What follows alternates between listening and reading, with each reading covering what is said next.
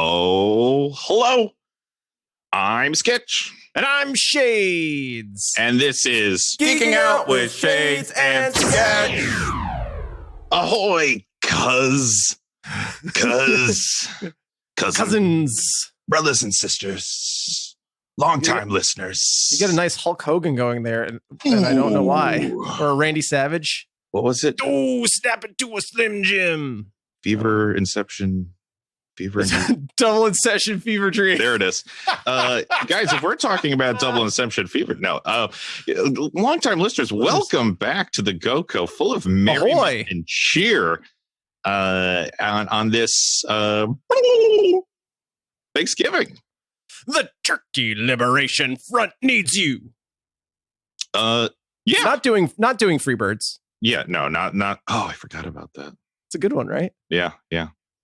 So, so as you could tell, longtime listeners, Shades and I have the GoCo all decked out for the holidays. We do. We've been partaking in the holiday libations.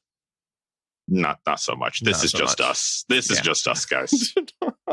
But yeah, so where is GoCo set up for this festive holiday, Shades? I'm glad you asked, Sketch. We are in Universal Studios. Yeah. Florida. Yeah. At the live Sea at War Spectacular. Whoa. Sea at War Spectacular. Yes. We're just saying, done with Rona. Yeah. We're standing in line with everyone else. We got our Mandalorian helmets on. We're okay. This guy beside me is not looking so good. No, as you guys know, the GoCo can travel through space and time. Yes. We are in an alternate reality. Yes. Also Universal Studios. Yes. Also the Sea at War show. Yes. Not this. Non-coroned. Yes. So I guess, if we... Why are we wearing our Mandalorian helmets? I don't know. Just for, cool. At this point, why take them off? I've swelled within mine. I got the turkey like, weight, Your skin's just growing into it. Yeah. Oh, that is just a grizzled sight. But there are worse things. There is the way. This is the way. So if we are about to partake in the Sea at War Spectacular, that must mean that this week we are talking about WaterWorld. Oh, the 1995 Kevin Costner post-apocalyptic spectacular. Ocean-based. Yes. Pee drinking. Mad Max on the water. It's Mad Max on the water, guys. It's Mad Max on the water. But you know what? You know what I like to say? I like to just call Mad Max WaterWorld on land. That's what I like to do. I don't care which came first. I'm Team WaterWorld. Team Mad Max definitely came first, but I am also Team. This is hard. What team am I? I am also Team WaterWorld. Damn, that new Mad Max though was so good. I didn't see it. I never saw it. Oh, we should do Fury Road. Yeah, we should do Mad Max. Should we do the Mad Max cinematic universe at some point? I think we should. But this is not the Mad Max cinematic universe. That's just a knockoff that started a couple of years before. The water-based post-apocalyptic. Wait, is Mad Max a prequel to WaterWorld? It might be. But you know what? Are those both Universal movies? Wait, is Mad Max a Universal movie? You threw that out there, but it might be. It just might be. Boy, this is a long intro. Holy for the old turkey day. Wait, is it really? I'm looking this up in real time. While you're looking that up, speaking of Universal movies, how about in WaterWorld? You guys are getting right into it. We'll continue the normal show in just a moment. But how about in WaterWorld, how the production studio logo blends into the sunken earth. Narration. Oh my God! Yes, it's so cool. How many Mad Max is Universal Pictures. Oh my God! It wasn't even a big question, but now it's a big question. Holy shit! It might be just hitting the tip of this. Holy shit, Sketch! Yeah. My mind is blown right now. So, guys, if we are celebrating Thanksgiving in the post-apocalyptic WaterWorld, do we have a theme song this week, Chase? I don't know, Sketch. Do we? I think we do. I'm on a boat and I'm going fast and I got a knife Kashmir Afghan. I'm the king of the world on a boat like Leo. If you're on the shore, then you're sure not me-o. Wow. Perfect. I mean, it's basically the WaterWorld. I mean, I got my flippy floppies. And you swim trunks in my flippy floppies.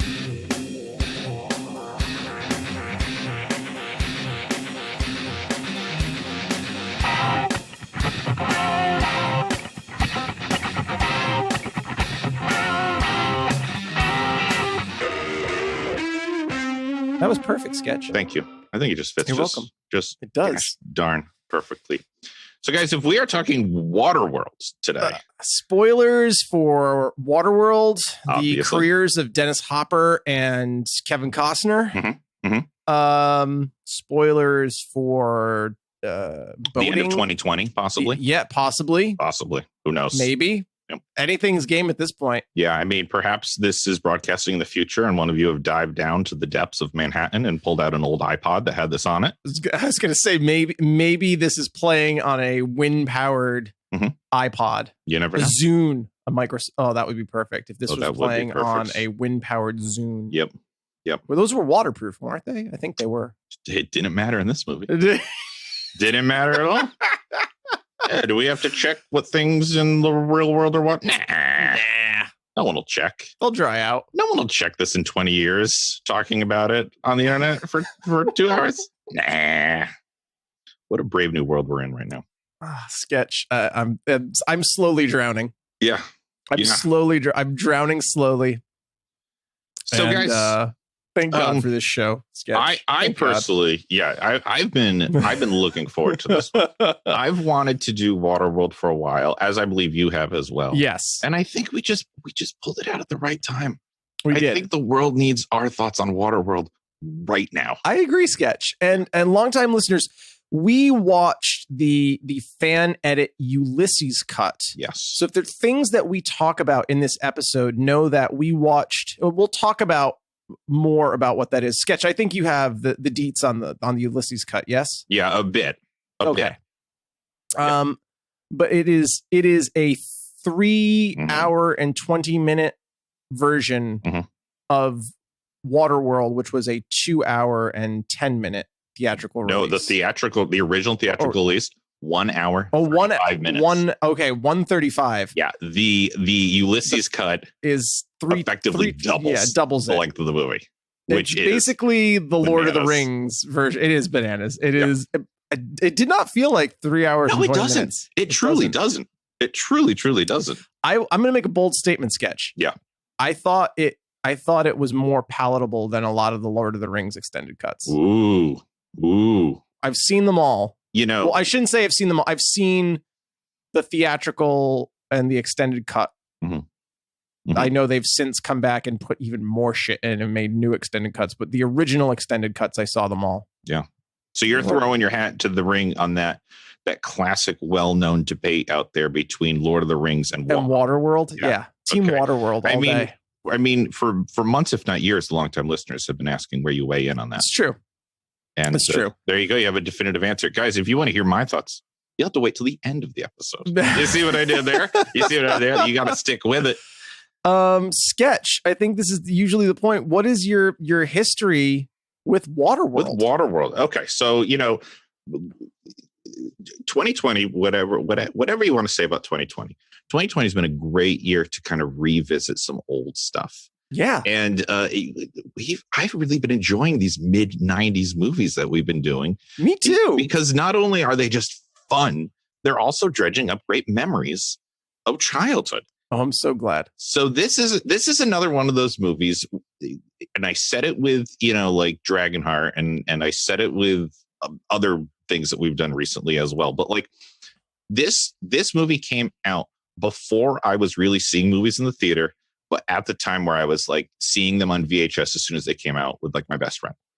And so this movie, or at least the theatrical cut version of this movie, my first time seeing it probably would have been in like 96, 97 with my best friend. Okay. Time on VHS after having watched again, like all those behind the scenes, like little Right. specials that they put on Right. the TV, because this one had amazing behind the scenes footage for we're going to get there, but for everything that happened with production. Yeah.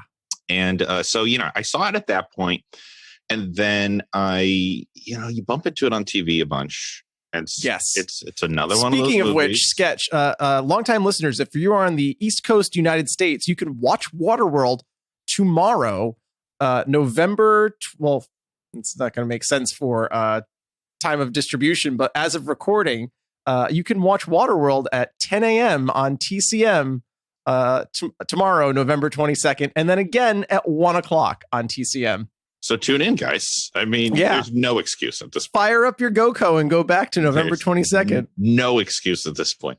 I mean, that's hilarious. Like, because it's still showing on TV. It still shows twice a day on some channels. And so just recently, a good friend of mine, when I had mentioned, like, I really want to do WaterWorld at some point on the pod, he was like, well, you should do the Ulysses cut.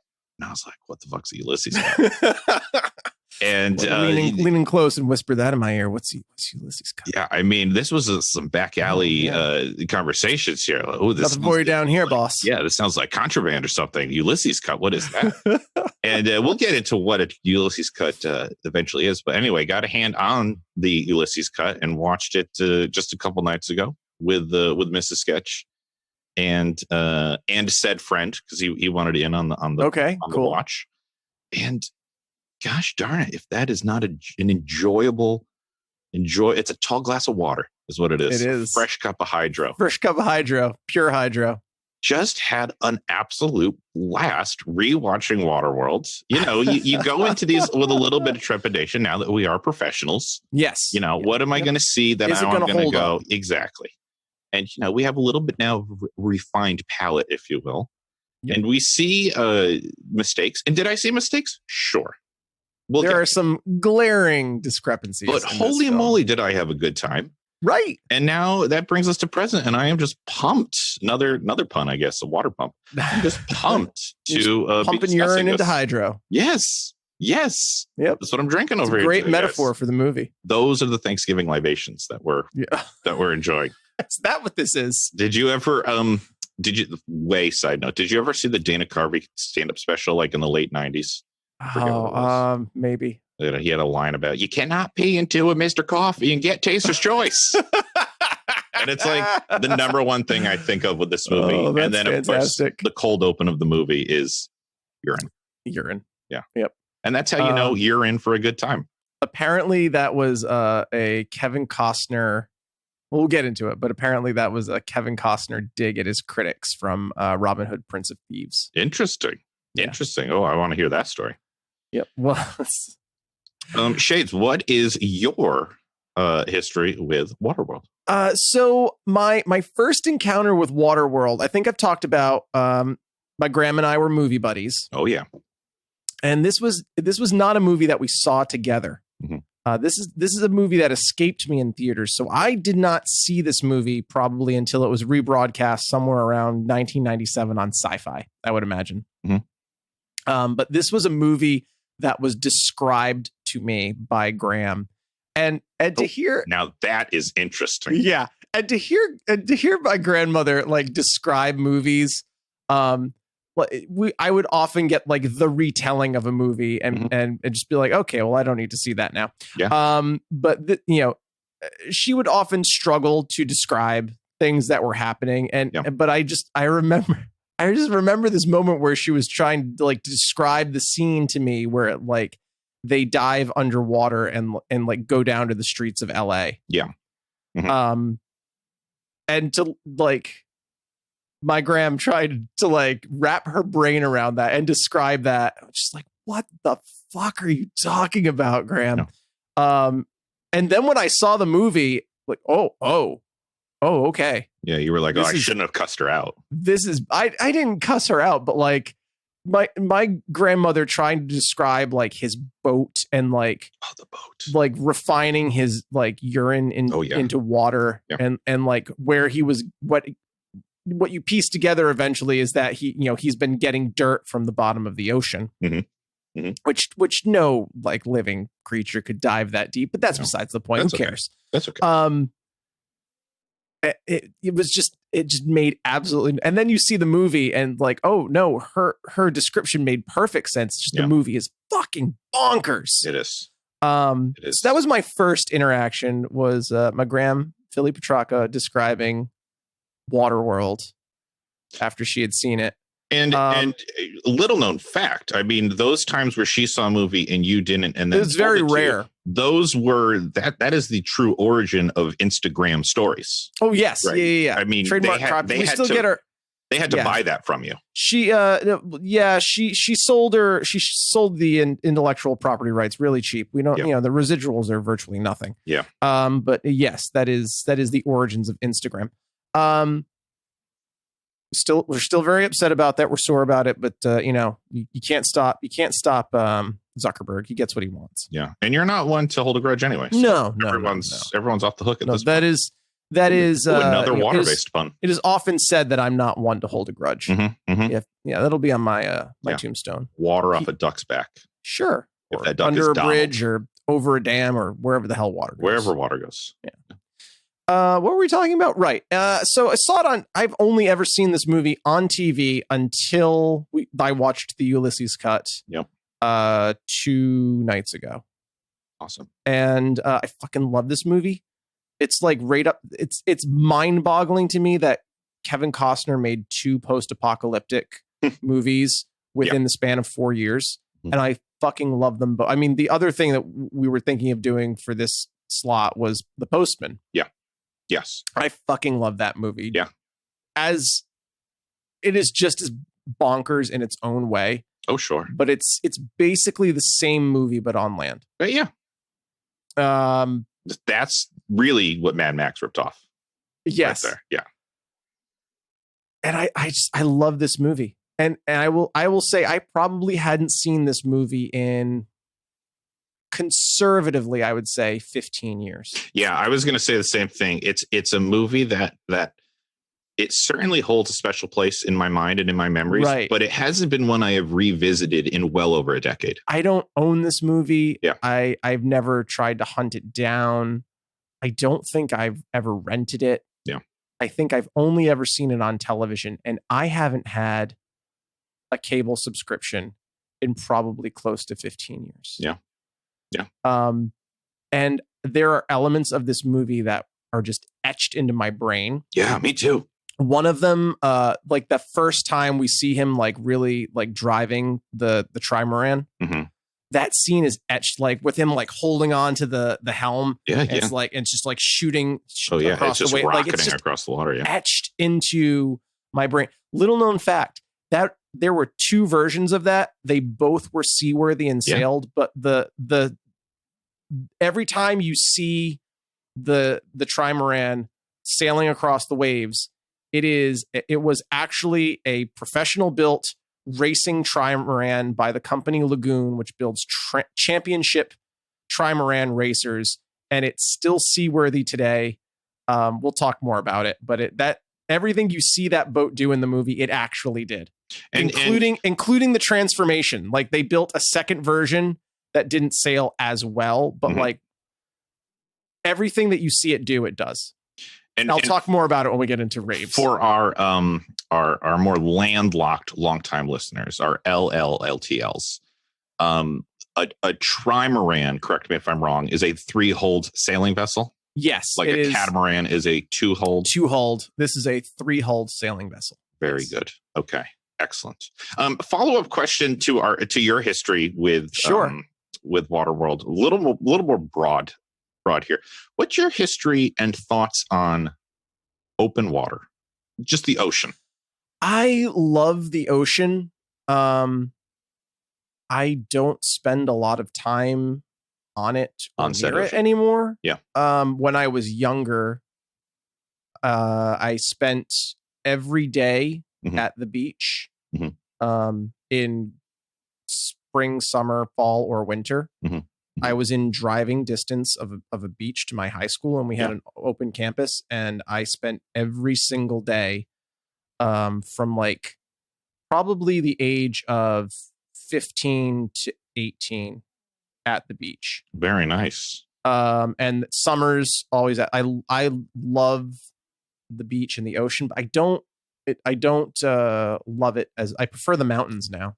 I am also starting to lean towards the mountains and the woods and the leave me alone areas. Phases of life. Yeah. Yeah. But how about yourself, Sketch? I have a complicated history with that cruel mistress, the ocean. I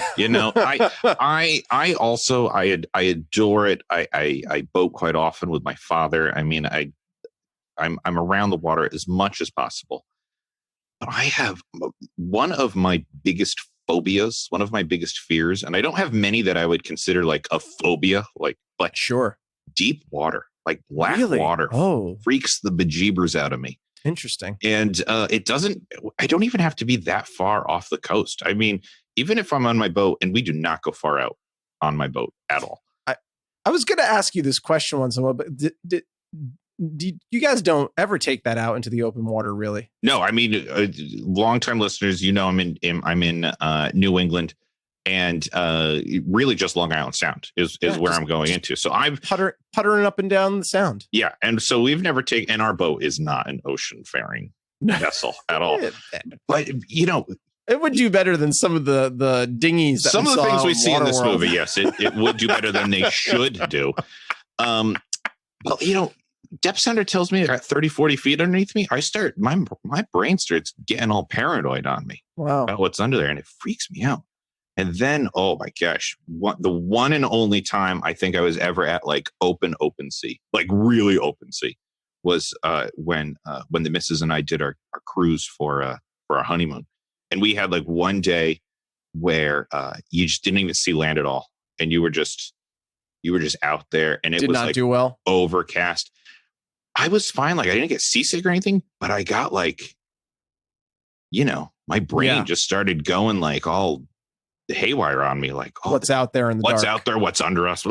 Right. So I love the water, but at the same time, I got that fear. So parts of this movie, I can't help but be like, ooh, what's down there? Yeah. Spoilers. We're down there. They don't make a big deal about that in this movie. Like we do not spend a whole lot of time underwater in this movie. That's true. We don't. My eyes kept kind of drifting downwards. What was that? Yeah. What's under there? What's coming up? What's hiding it? Get back on the boat. Seaweed's going to touch your little toesies, and it's going to freak you out. I'm one of those people. Seaweed's going to touch your toesies. I know there's got to be a name to that. I mean, it's got to be a pretty common enough phobia, like of deep water. Long-time listeners, if you know what that official phobia is, I would love to know. Right into the show, go with shadesandsketch@gmail.com. Yeah, I would or tweet at go4sketch. Yeah, because it's got to be a real thing. There's got to be other people. Well, I mean, of course it's a real thing. Just because we don't know the scientific name of it doesn't mean it's not a real thing. I mean, like it's got to be like it can't be like an outlier of phobias. It's got to be one of the more common ones. I just started to Google what is the fear of, and what do you think the first thing that came up? Deep water. Spiders. Oh, okay. Do you want me to tell you what it is? Yeah, sure. Thalassophobia. Ooh, even the name. Thalassophobia. It can include fear of being in deep bodies of water, fear of the vast emptiness of the sea waves, of sea creatures, and a fear of distance from land. Thalassophobia. That's all of them. That checks all the boxes. That's mine. Yep. Ooh. Oh, all right. Episode over. I got to go crawl into a corner and just shiver back and forth for a second. I think that brings us to history of this movie. Whew. Sketch. This movie is fucking bonkers. I tried to distill this like freewheeling, like bananas. Yeah. Epic. I mean, the way you threw distill in there too. I mean, we're really hitting all the parts of this movie. The making of this movie, like it has a lot of overtones with the Odyssey and Helen of Troy, but the making of this movie is a Greek epic unto itself. All right. And for the 25th anniversary, Newsweek did an oral history of the movie, and they got it's the 25th anniversary this year, isn't it? Yes, 2020. Yeah, it is. Yeah, they just did this. They got Jean Triplehorn. Mm-hmm. And oh man, I didn't write down her name. I thought I did, but they got Enola, who's all grown up now. I can't think of her name. And she's the girl from Napoleon Dynamite. Correct. Yep. And they got Jack Black. Nice. To do Kevin Costner was, quote, unavailable. Yes, of course he was. And we'll find out why in a minute. But to talk about the movie. Yeah, did you guys know Jack Black is in this movie? Jack Black plays a seaplane pilot who's like just a blink and you'll miss him in the theatrical cut, but he's got some scenes. He gets a little bit more. Yeah, he gets a little more meat on the bones in the this was his 5th movie ever. Oh wow! And the very first question they ask is like, "Is this what your do people ask you about this movie now?" And he's like, and his quote was, "Nailed it. This movie's been dogging me for the last 25 years. And on my tombstone will be Jack, post-apocalyptic seaplane pilot Black." Perfect. Yeah. It better be at this point now. It better be. Oh my goodness. Water. I've tried to so check out the Newsweek article. It is highly entertaining and just bonkers. And I guarantee you will laugh.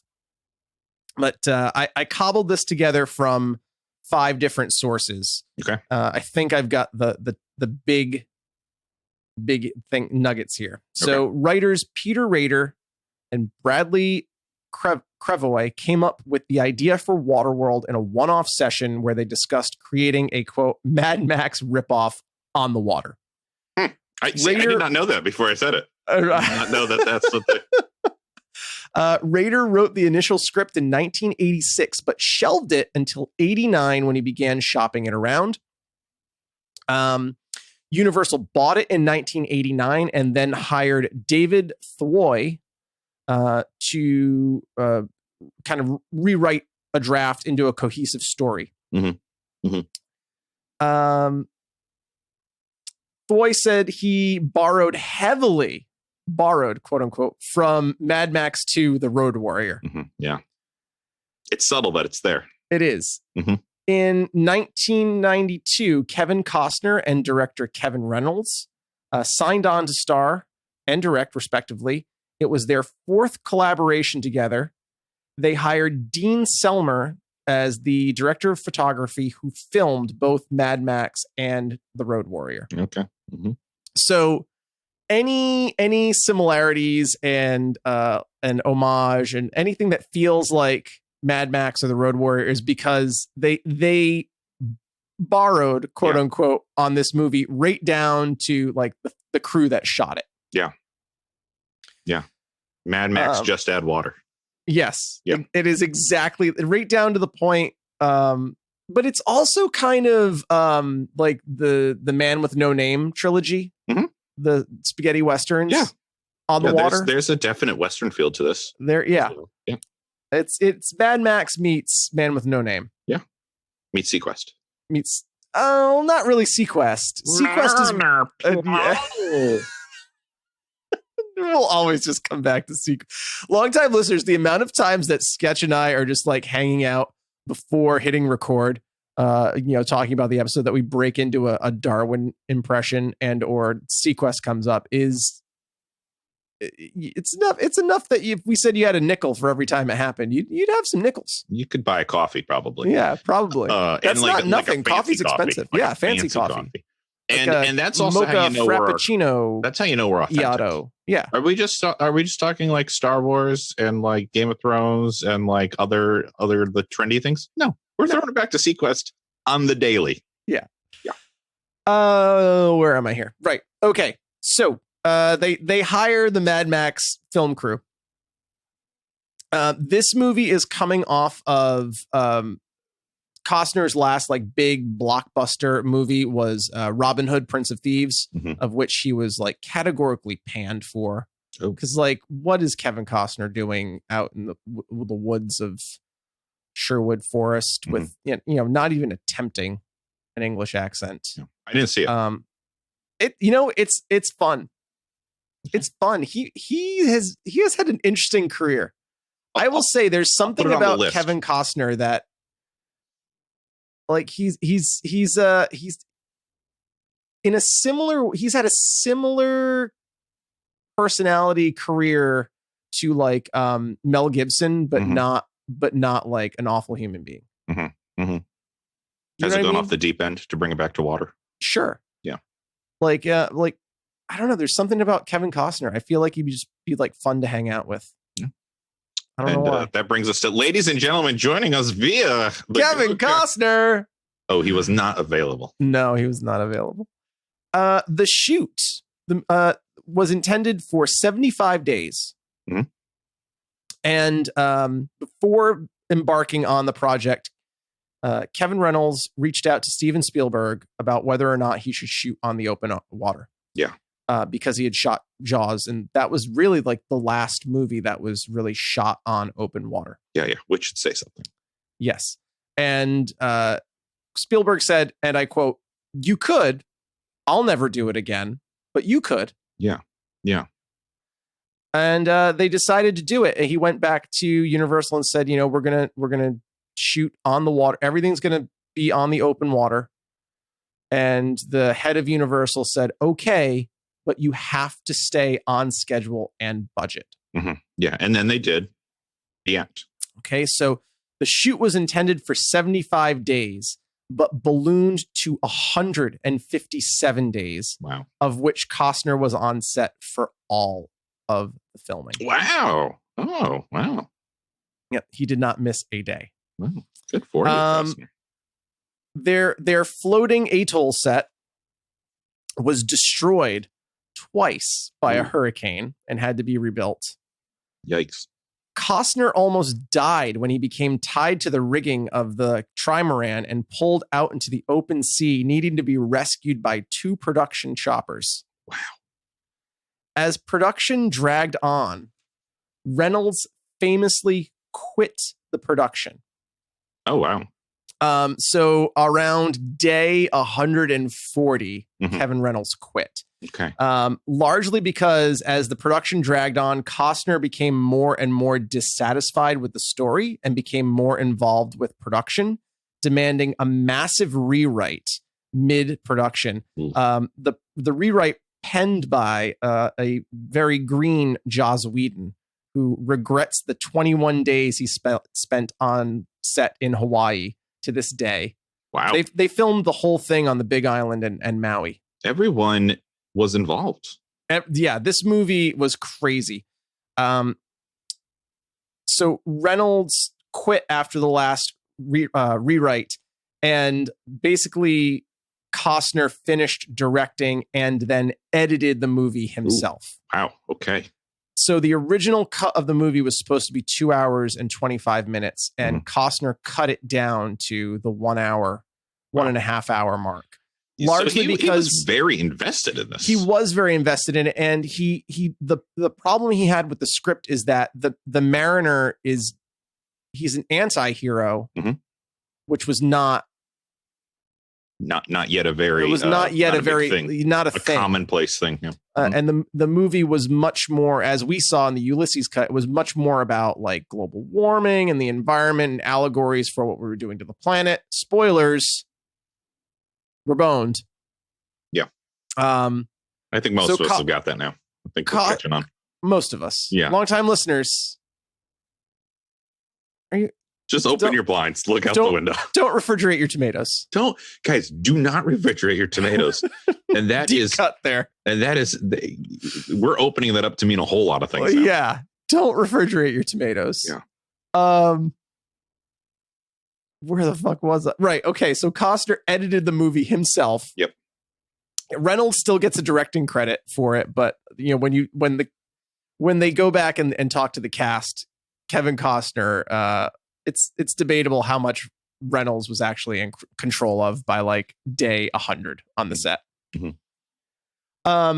Famously, Dennis Hopper, who we've talked about on the show before, who's infamous for like screaming at production, was just a joy to work with on this production. Oh, nice. He must be a water guy. Like he just likes being on the water. Well, when Triple Horn remarked that she couldn't wait for the production to be over, Hopper replied with, quote, "Oh no, you want this to go on forever," unquote. And when you think about it, they were stuck in Hawaii. Yeah. Like in like beautiful weather, getting paid to sometimes, just muck about. Yeah. So Dennis Hopper was like, everyone just has like wonderful glowing things to say about Dennis Hopper, like great. Teaching them to play poker and telling jokes and getting morale up. And this is post Mario, right? Because Mario Brothers post Mario Brothers. I have a big question about that later too. Dennis Hopper, I mean, basically playing the same character. Oh yeah, he's King Koopa. He's King Koopa all over again. He didn't have to work very hard. As the planned 3-month shoot turned into 7, Hopper remarked, "Oh no, you don't want this to ever end." Sketch. I can't tell you when filming began. I can't tell you when it wrapped. The movie premiered in June of 1995. Okay. They basically finished editing this movie the week before it premiered. Because there was just so much footage to comb through. Big Hollywood blockbuster. Big Hollywood blockbuster. The original budget, Sketch, was for $75 million. How much do you think this movie cost? So you're saying 75 million is what they were originally given. Yes. I'll go with 145 million. That's a great guess, Sketch. It cost, the final price tag was $175 million. Not too far off. In 1995. When you adjust for inflation, would you like to guess how much this movie cost? I have no idea. What has inflation done over the years? Are things cheaper now? Is that what it is? 2.9%.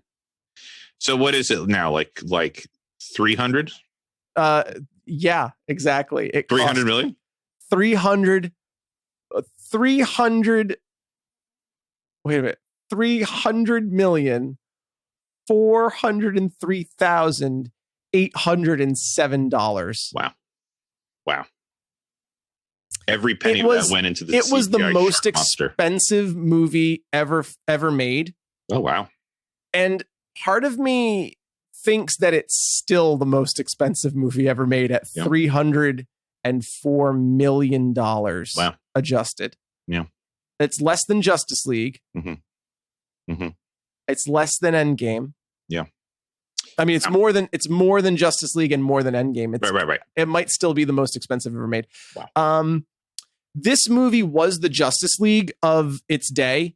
It was maligned and panned by critics before it ever premiered, largely because they just liked to go after Kevin Costner, similarly to the way that the press went after Ben Affleck for taking on Batman. The comparisons are very similar. Kevin Costner has never given an interview to Newsweek since 1995 because he talked about it in an interview on CNN once. Because, quote, they printed a rumor that Kevin Costner had demanded that they use CGI to cover his balding plate, which was just ridiculous. And he wasn't upset with them for he was upset with them not because they said it, but because they reprinted it from some other like trash source. Yeah. And they didn't cite a source. And he quote called Newsweek trash for doing it. And he's never given an interview to Newsweek since.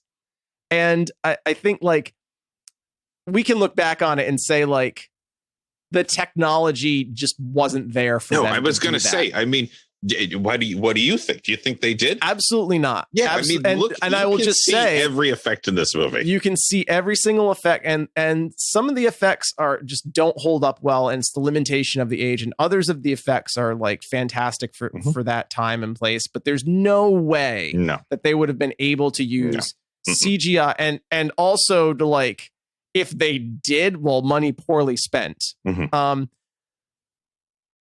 It's just bonkers. So this movie was like maligned when from the moment it came out. Sketch, how much do you think the movie grossed? That's original run.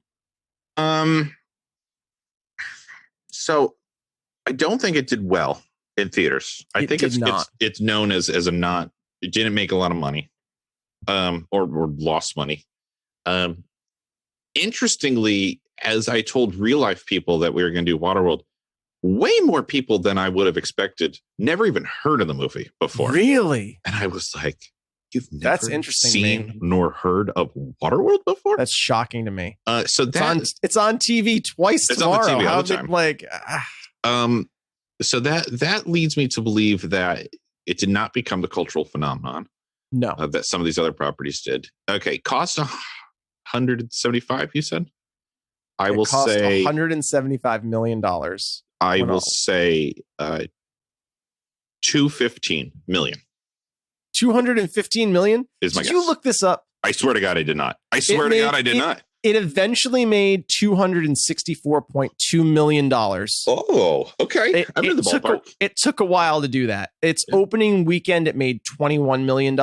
Ooh. It only grossed $88 million domestic. Ooh, boy. This movie was huge in Europe. They fucking loved this movie. It made $175 million internationally. Wow. It made $88 million domestically, and that was over its entire 22-week run plus a re-release.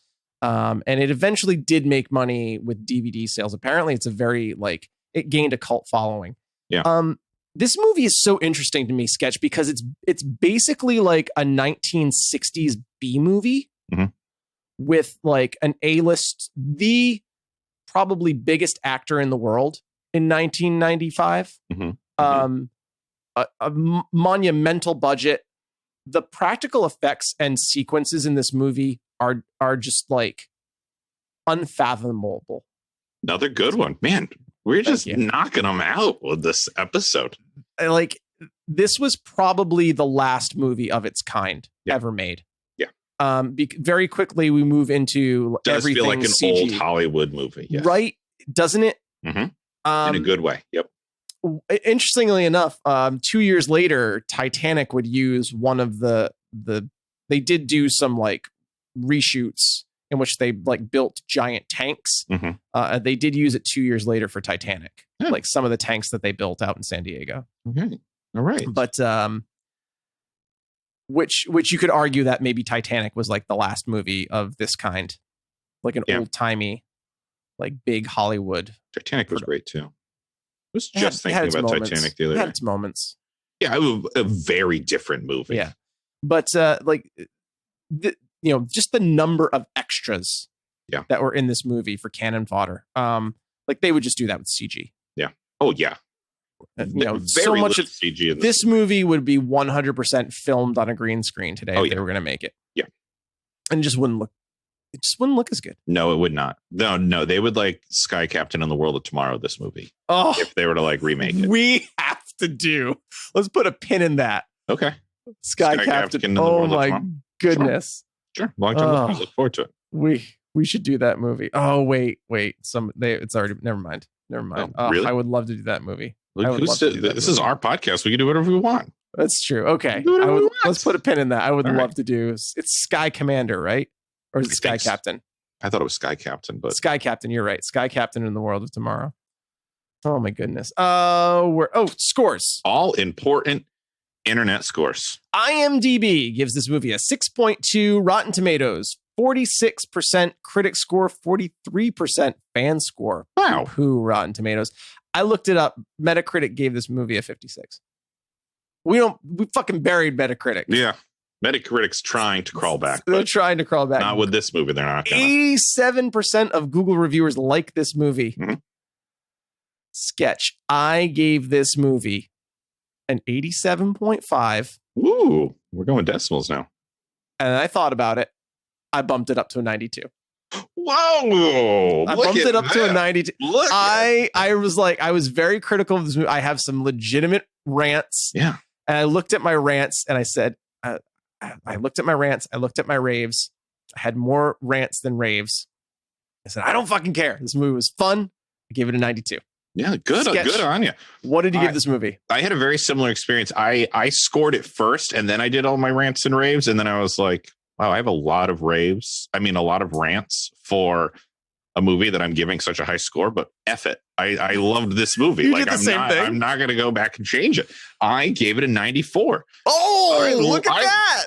I mean, long-time listeners, we don't discuss our scores before we get on the air. The credits roll and you got a grin on your face. I mean, right. It's just so gosh darn fun. And the credits roll and you got a grin on your face. In the Ulysses cut, spoilers, they like pull out, they like hard zoom in, hard cut in onto a plaque that says like Hillary and like Edward Hillary stood on this spot in 1953. They're standing on Mount Everest. And you can't help but be like, of course they are. What's left? Dry land and WaterWorld. Maybe we should say just a little, just a drop of the plot for people who have not seen this. Now that I know that a lot of people haven't seen this.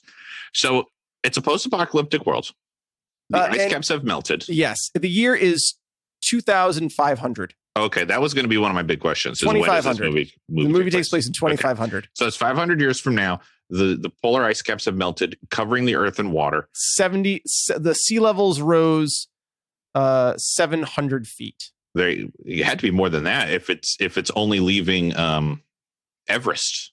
7,000 feet. There's a lot. 70,000 feet. You see it flood in the opening seconds of the movie. They tell you like what the sea level rise is. Yeah. Well, all that's left of mankind are like these scrappy little survivors that are like either just floating along on these atolls, like these little floating fortresses, or you got like drifters on vessels, or you got pirates, jet skis. Yeah. Apparently, you got slavers, although they're not really in the movie. But everything is like what's floating. Everything is floating. There is no land. There's no dry land. No, everything is water. Hence the name of the movie. WaterWorld. Oh, and by the way, if you like movies where they say the title of the movie in the movie, have we got a movie for you? Oh, yeah. Yeah. The three most valuable resources are paper, dirt, and pure hydro. Yeah. Distilled water. And we have Kevin Costner's character, a drifter. The Mariner. He has no name, which I like. I do like that. And he kind of happens upon this woman and her adopted daughter who promise they can find the mythical dry land, or the believed to be mythical. No. They don't promise that they can. No. That's setup. They believe it exists. The Mariner says, "Yeah, I can get you. I can take you there." Yeah. Because he had the dirt. Yeah. Spoiler alert. He shows up to their atoll with dirt. He's just going to sell them into slavery. Yes. But they have no choice but to leave because pirates have attacked their fortress. The cousins. I like the smokers. Cousins. The smokers are the pirates. The church of St. Joe. No, it's the church of eternal growth. Or I wrote it down. Dennis Hopper's church. Imagine Dennis Hopper leading a congregation of sweaty, oily people. No women, just sweaty, oily guys. There were women. Were there? Oh, yeah. I didn't. There were some. That. I mean, everyone looked the same, but there were like some grungy, like the people rowing and even the people who were firing on Costner at the end of the movie. Yeah, it was okay. I missed that. It was a full, just like fully inclusive group there. Spoilers: they're sailing around on the rusting hulk of the Exxon Valdez. Yeah. The engine doesn't work anymore. They have to row it like an old Greek vessel. Oh yeah. And they are literally cutting up pieces of there are like giant hunks of the ship that are missing because they've been cutting pieces of it up and melting them down to make bullets. Yeah. The math checks out. We'll get there. So anyway, this little girl. I think it's the Church of Eternal Growth. That sounds right. This little girl has this tattoo on her back that promises to lead towards this dry land, but no one can read it. And the basically, Church of Eternal Growth. It's the story of them trying to outrun the pirates that are out to kill them. Yes. The woman's continuous hope that there is a place of dry land, and the mariners' eventual turn to also believing that there is dry land and that these lives need to be protected. Yes. And that's it. I mean, that's all you need to know. St. Joe. We'll get and then, there. spoiler alert, they find the dry land at the end. Yeah. And in the extended cut, you find out it's Mount Everest. It's just the tippity top of Mount Everest. The sweet, sweet caressing waves of the ocean have washed away all of those corpses. And it's just a lush, foresty jungle. No. The corpses are still there. The corpses are still there. No, I mean the corpses of the climbers who have died climbing Everest. Yeah, sure. Yes, the little girl's parents are stone cold dead in bed. Well, when the ice caps melted, they washed them away. Yeah, they're long gone. They are. But there's sources. Yeah, long-time listeners. Spoilers for climbing Mount Everest. You use the frozen bodies of people who have died on Everest as landmarks. As landmarks, and the most famous one is Green Boots. Look it up. Yeah, look it up. Green Boots. No, that is another guy. Why are we dipping into my fears? This is another thing that terrifies me. You have to climb over them in your ascent because they're just stuck on the mountain forever. I literally, if I have trouble sleeping at night, sometimes it's because I'm thinking about all the dead bodies on Mount Everest. I'm not even effing making that up. It creeps the shit out of me. Wow. Ugh. Just don't do it, guys. Things that you have no control over, Sketch. There are pictures. Just look at them. There are. It is. Anyway. Green Boots. Oh gosh. Don't Google it. It's haunting. It is haunting. That's what I'm getting at. All right, let's get into some official rants and raves. We're very close to ranting and raving. Let's start with the good. Let's start with the raves. Okay. You want to start, Sketch? Yeah, I'll start. I'll start with the big overarching one. The attention to detail in world building in this movie is phenomenal. I mean, it should be watched as an example of world building, and then using such fine detail work in production value, because like they come up with this system of what is valuable, what is not valuable. They come up with, these people in the atoll, they're cutting hair because that's what they're using to make cordage, and all of their clothes, you can tell, are like made out of like these kind of strings. The smokers all have rigging on the ship. Oh yeah. And the smokers have these like just passed down for generations, like what's left of like leather goods that they've pilfered over the years. The mariner's ship is like this amalgamation of all of these like cultures, because he's found these old National Geographics, and he's learned from quote unquote ancient civilizations on like what to do. Like he speaks Portuguese. Like everything is just like so much of the story, like the fine detail of the story is like just tight. Like it's just like things lead well into the other. There's a lot of callbacks in the movie, especially when you watch the 3-hour version.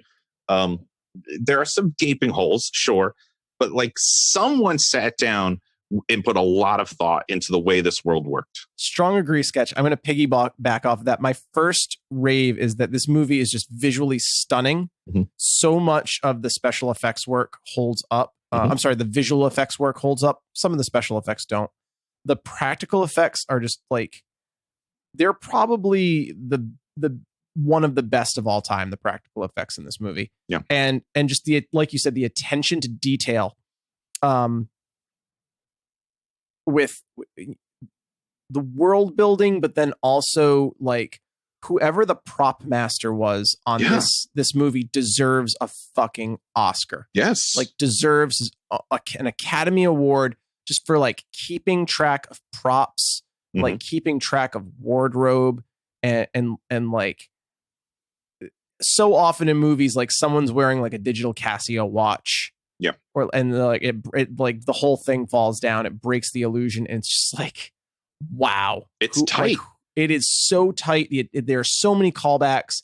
There, there's no like some random guy just like wearing a black t-shirt in the background, as often happens. Like you see now on the internet pointed out all the time. In your and there are a lot of extras. There's a lot of opportunity for these kind of things to happen. Yes, and it doesn't. And it doesn't happen. The sets, like the sets are amazing. I forgot, like when they go into the hull of the Exxon Valdez, and he like stay up like the fire poles. It's like it's very like West Side Story almost, like the way they slide down into like something out of like 1960s theater almost about it, and just like choreography of like they're driving cars inside the ship, and you know those are all like sets in Burbank somewhere. Like they're not like that was the Exxon Valdez is one of the pure like CG shots, like primitive. It was probably like almost stop motion. It wasn't CG.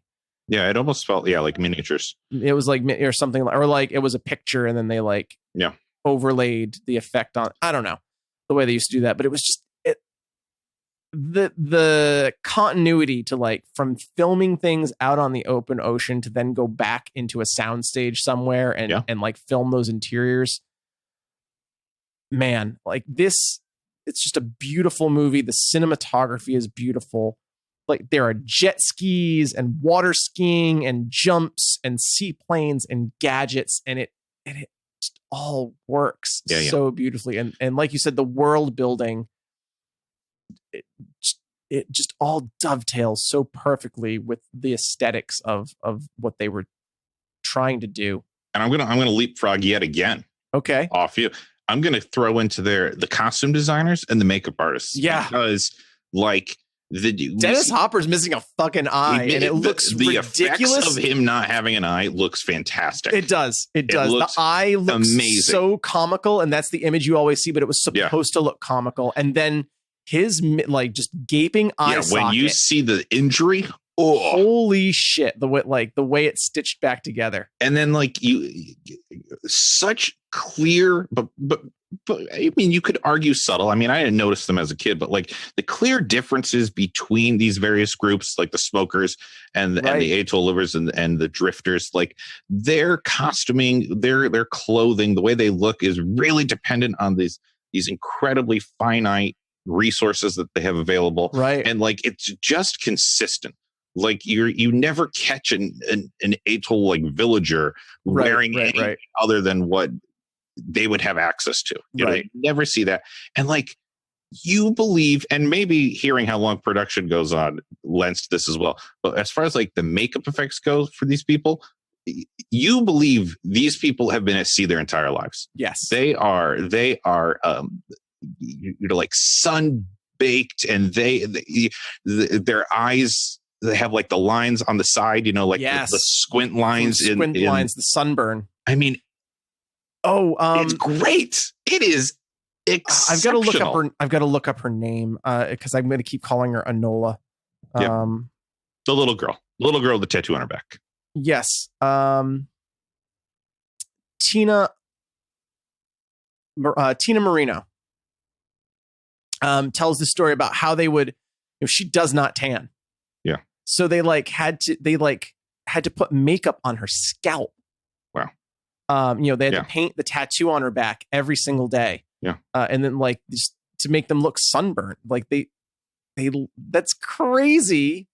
Yeah. That like they would applied makeup, and she's, got braided hair at one point, and then they like chop her hair off, and she looks like young Anakin Skywalker. She does look like young Anakin Skywalker. I was like, I'm getting strong Anakin Skywalker vibes from her.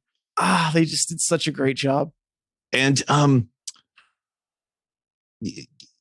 at no point in this movie do I feel like, I'm watching actors who have been shipped into a set and are. I always felt like these people have always been at Ocean, always. Strong agree. Yeah, and that's just that's all those visuals, the costuming, the makeup, the sets, the props, all of it. They ran a tight ship as far as that stuff goes. Strong agree. And so that's without a doubt my biggest rave for this movie. And I think even if you're not interested in seeing this movie because the plot doesn't interest you, or you don't like Kevin Costner, or you heard it was bad or whatever, I definitely think it is worth watching at least parts of this movie if you are into like the craft of making movies. Yeah, I'll second that. Yeah. And it's just fun. It's just a fun movie. You guys don't like good times? Come on. I'm talking to the critics of the mid-90s, guys, not you guys. We love you. Can I take one here, Sketch? Yeah, of course. The Trimaran. Oh, my gosh. I didn't write that in my notes because I knew you were going to take it, and I love that goddamn boat. We often talk about how we're a sucker for a ship. Yeah. Oh, my goodness. This is a vessel for the ages. Mm-hmm. And I love that it's not just a prop. I love that both the hero ship with all the gadgets. And like, I love that even the hero ship was able to sail under its own power, not as well. Like when you see this ship for the first time, and like the way they've crafted it's perfectly blending form and function for a one-man crew. And we're like, when you look at all like the bizarre rigging and everything that's like been done to it, it's a ship that should be crewed by like 6 to 12 people, and one person has to control it. And the way they worked that out, and the materials that they used to do it are just amazing. Like all the different levers and pulley systems, and it has like this egg beater windmill to like supply power so it can like drive when there's no wind. And then like the mast is hidden in the central hull of the pylon. The main hull, it like opens up and it ascends to full rigging on its own. And all of that worked. You got your emergency mast, or like your emergency sail that you can pull out. And it's effing great. I'm just consistently, both ships have been the original. That was an actual racing ship. I can remember going to Universal Studios Florida in 1998, and it was sitting there in the lagoon. That's awesome. Like they have this lagoon at Universal Studios, and it was sitting there, not in particularly good shape as many of the vehicles are at a Universal. But that's okay because that fits for the movie. But it looked exactly like it did in the movie. But it's been completely restored. Oh, that's great. It is a racing trimaran again.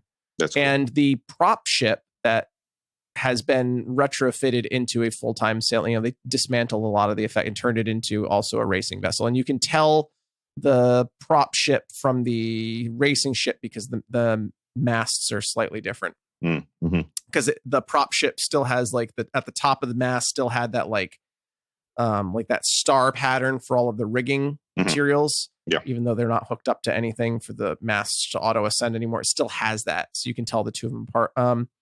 The sailing ship is called the L'Oréal. Oh, that's beautiful. Yeah. What does that mean? That's something in French. Oh. Well, I'll give you this one, French. Yeah. I'll give you this one. But man, I mean, it's just a beautiful ship. And I've always like, if I were to ever own a boat, I think that would be such a cool thing too. Because like when you're sailing, the netting, it's just ocean underneath. It terrifies me a little bit, but it's also beautiful. It's beautiful, yeah. Let me ask you a question that you might not know the answer to, but it won't stop you from answering. So I'm going to ask it anyway. Kevin Costner doing this movie, did he have a stunt double for doing all of this, like jumping around the ship and like rigging it and everything? Because he was incredibly believable doing it. He had a stunt double, but Kevin Costner did a remarkable amount of his own stunts, and his stunt man was actually lost at sea at one point. Oh, they recovered him, but he was lost at sea for like a week. Okay, while filming this movie. That's impressive. There should be a goddamn movie about the making of this goddamn movie. There should be. There really should be. Kevin Costner, like, because today they could just, CGI. They could pull a Return of Xander Cage and just like get some guy skateboarding down a hill and just deep fake Vin Diesel's head onto him and make it look like he's skateboarding down a mountain. But like, you can't fake that back in the day, and camera angles will only do so much. Like, you can clearly see Kevin Costner jumping around this ship, and he got trapped in the rigging of the trimaran and almost died. Like it's not an exaggeration. He got like literally tied into the rigging, and the ship was blown out to sea. Almost died filming this movie. So he did do a number of his own stunts. Most famously, the last hero shot where he like zip lines down. Then Kevin Costner did that stunt. I will preface this by saying, even though earlier I said I spent a lot of time on my boat with my father, we're not sailors. We're motorboaters, and I do not know how to sail.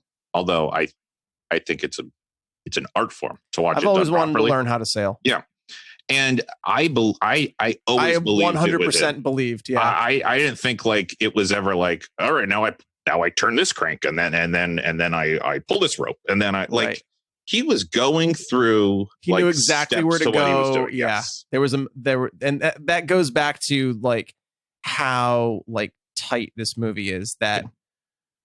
Yeah, they had worked out the mechanics of that ship precisely. And there's that scene where they have to like transfer the weight, like the smokers are coming at them with a net to try and net the ship so it can't get away. And like, you know, as these trimarans racing vessels to pull a tight turn, you shift the weight of the boat and actually bring, you know, half of it out of the water. On the pontoons lifts up. Yeah, and you believe that like he's got this worked out and knows exactly what to do. Now, I'm sure for those like super wide angles where the boat is just like sailing on the open seas, I'm sure that's a stunt double. Oh, They're just gonna like leave Kevin Costner on the boat. I'm talking about those scenes though of like where, but those close-ups. Yeah, I would say Kevin Costner conservatively did like in a similar way to Harrison Ford, who like always insists on like unless the studio's like we're not going to bond you for this. Yeah, like you have to use a stunt double. Kevin Costner, Harrison Ford does his own stunts. Yeah. Famously, like he's broken bones, like and serious injuries doing his own stunts over the years. I think Costner. I don't think he phoned it in. Yeah, I feel very strongly that the sailing was very believable, and you know, of course, that's probably made. It's helped by the fact that this is a fantasy ship and it sails unlike anything real. I will further that. Believed it. Yeah, I also completely believed it, and I will further say that Kevin Costner was very believable. And like, I have a rant that kind of contradicts this later, but like, I 100% believed that Kevin Costner was a seafaring mariner. And like, if they did this movie today, it would like the mariner would be played by like Henry Cavill, like with an extra 150 pounds of muscle on him, and his shirt would be off the whole time. Yeah, and like, kudos to Kevin Costner for like, you believe that he was like. In a similar way that like Will Smith did, like I Am Legend and like lived that lifestyle to like live in a post-apocalyptic world and make you believe it when you looked at him. I 100% believe that Kevin Costner was just like out on the ocean by himself, surviving like off of whatever scraps he had, like eating limes to prevent scurvy, which was again, attention to detail. Attention to detail. Like, they did it. Fucking brilliant. Yeah, I love that he like wasn't like the shirtless action hero of that era. Because you know the other end of the spectrum with movies like this is like your Stallone and your Schwarzenegger movies that are like over the top, like quote unquote toxic masculinity of just like muscles and guns and like catchphrases. And I really appreciated the work that he did to the character that he created there. Yeah. That it was like, it was believable that if you're going to be out in the sun all day on a ship and like to be lithe and, you're welcome. And fluid and, another one, man. You know, out in the sun. We're drowning in puns. You can't, you've got to be able to move around quick and like flexible and protected from the sun. And everyone's starving too. I mean, everyone is starving. Everyone. So you're not going to have your big muscle heads in this movie. No. And but if they shot it today, they would. Yeah. That's what I was saying. Like it would be like Chris Helmsworth shirtless. It's refreshing. Oh yeah. Any of the big Hollywood Chris's. Yeah. They'd toss any big Hollywood Chris into this movie. I mean, give it another. I think give it another year, and like Chris Evans will be remaking this movie. All right. Will we see it? Yes. Probably. Will we pick it apart? Probably. You think Kevin Costner will be involved? I think he'll produce it. Executive produce, maybe. And George Clooney will be paid. Sketch, why don't you take a rave? What a contract that man has. Okay. The first major action scene where the smokers attack the atoll, and it's like a 20-minute long action scene. Yep. That is gold standard action scene. Yeah, strongly agree. There is nothing to change about it. There's nothing to take out of it. It's perfectly paced. It escalates fantastically. every character, every player in this movie has a role to play during that scene. Yep. It is just a perfectly executed action scene. Strong agree. I mean, there's like nothing else to say about it other than it is just so gosh darn good. And it's not gratuitous. Everything that happens has a purpose. Yeah. And it's you got these so well laid out. Long cuts that like pan from one side of the thing to the other. Exactly. So much is going on. There aren't a lot of quick cuts. They're like long lens action shots, which is something else you don't see very often in movies like this anymore. So similarly to what I said, where like you could watch this movie and study it for like its production value of all these details. Yeah. You can watch that 20-minute action scene and just be like, here you go. This is fantastic action scene. Well, it's interesting. I mean, that's basically what the stunt show is we're about to watch. That is true. That opening sequence. Yeah. And it's I've seen a lot of stunt shows in my time at amusement park sketch. Yeah. The Batman stunt show, the Miami Vice stunt show, the Indiana Jones stunt show, Star Wars stunt show. I've seen a fair share of stunt shows. This one is worth waiting in the line sketch. Yeah, as we have been.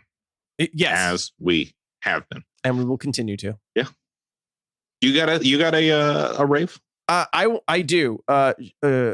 Jean Triplehorn. Helen. Oh yeah, Helen was great. She deserves some kind of award. Mm-hmm. She was fucking fantastic. And again, we keep not to dig at Wonder Woman, but the thing with Wonder Woman was like, we've never seen this before. Talk about like a strong, powerful, like female lead that is not in need of rescuing. She's smart. She's crafty. She's like, she has both physical and like emotional strength. And really holds the whole thing together. Like she is the, if not, she's not the elected leader of the atoll, but she runs the store. She keeps the peace. Yeah. She's like the sensible person in their society. Yeah. Just what a well-crafted role. And you touched upon that. There are so many of these older properties now that I'm taking in either with fresh eyes or that I've never seen before. And I keep seeing these roles pop up and I'm like, they are out there. Yep. Like there are these fantastically written characters like Helen. And also I'm going to also go ahead and say that Tina, I did not remember Tina being so good in this movie. And again, maybe it's because, I never saw all of the parts of the 30-minute cut. Right. I mean, the 3-hour cut. 3-hour cut. But she plays in it way more than I thought I remember her. And she holds her own against all of these big acting adults. One of my favorite scenes is when at the end of the movie, when she's paired with Gerard Murphy, who plays Nord. They were fantastic off of each other. Nord? The big blonde haired guy with his stockpile of extra hold hairspray, wherever he was getting it from. Mm-hmm. She was like off of Dennis Hopper and Gerard Murphy, Deacon and Nord. Like the three of them together were some of the best scenes of the movie. Mm-hmm. She was fantastic. So often, like you see a child actor, and you're just like, Yeah. It's like, okay, let's see him let's not hear him in this movie. Fantastic. She delivers. And really like standing up to the Mariner, who is like planning to at first drown her. Yep. Then sell her. Mm-hmm. And then leave her for dead. Mm-hmm. I mean you're leading me right into the next thing that I was going to say. Take it away.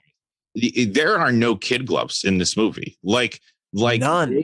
This is one of the only children in the movie, and it's the child that we see the most of with the no contest, and everyone treats her like shit.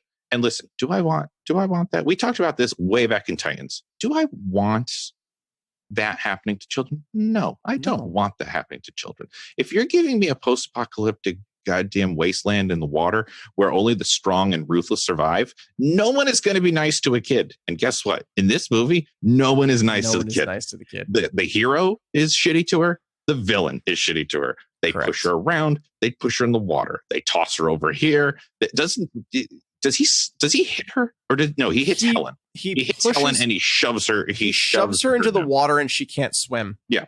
And he doesn't jump in to help her. No. He does turn the boat around eventually, but he it's a slow actively save. Tries to kill her. And that is thank you, WaterWorld, because that helps me believe in this story, in the fact that, Dennis Hopper is not going to have a soft spot for kids. Oh no, don't hurt the kid. Don't hurt the kid. I mean, for a while it's don't hurt the kid because the kid's the one who knows the way and has the map on their back. Don't shoot it to hell. Right. But then it's like Skinner and we'll lay it flat. And we'll like they treat her the way I believe this world would treat children. Right. And it's not like a Walking Dead, like, oh, they're going to kill a kid. Ooh, no. A kid might get bit. It's like, oh no, there's real jeopardy here. And at any moment, any of these people could cause her death and probably will. People she lives with want like the whole atoll wants her out. Give them to the smokers. If not dead. Yeah. I mean, give her to them. This is a ruthless world, dog eat dog world. They probably don't know what dogs are anymore, but shark eat shark. And it fits that they all just couldn't give a shit about this kid. That's just another mouth to feed and give water to, and not worth the time. Yep. Not precious, I guess, is what I'm going for. And I loved it. It was great. Converse of that is the Helen character. Yeah. Oh, yeah. Then, of course, you got Helen. Who's like giving her water. Yeah. Refusing to drink herself so that Nola can get the water and doing everything she can to. I mean, does she love Nola? Absolutely. But Nola also symbolizes the hope she has in dry land. So it's like this twofer of not only her desire to care for this child, but also the future, that life could get better. That there's more to us than, I mean, she's the one that says, like, look at us. We're not living. We're just like dying slowly out here. Like, we cannot keep going on like this. It's a smart movie. It's a smart movie. I mean, right down to like naming the character Enola. Like her name is Alone. Yeah. And it's fantastic. It is. There's a lot of little attentions to detail in this movie. There's a lot of little attentions. All right, do you have any more raves? Because I mean, we could rave for days. I have some, but I'm happy to end there. I have the slightest little thing that I really feel just needs to be said. Please. For a movie that's like 100% filmed on the ocean, the sheer fact that you never see like a seagull in the goddamn background is amazing to me. Right? They figured out a way to keep those sea air rats. I'm not a fan of seagulls, guys. Out of the shots, and that's amazing because seagulls just swarm on ships. Seagulls gonna get you now. And yes.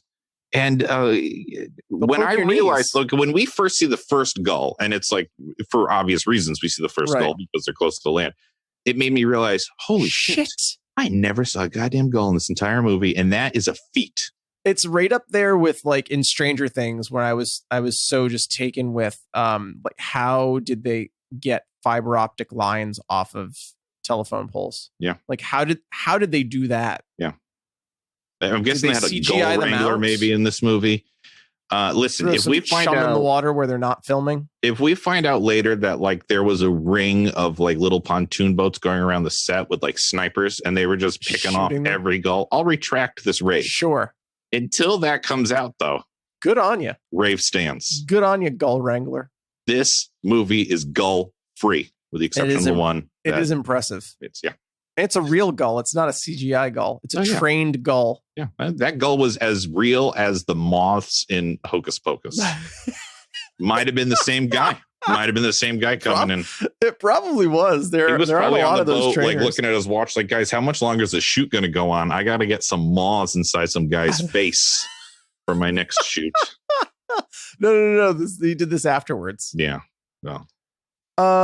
Shall we transition to rants? Yeah, there are some rants. There are some glaring inaccuracies. Mm-hmm. Mm-hmm.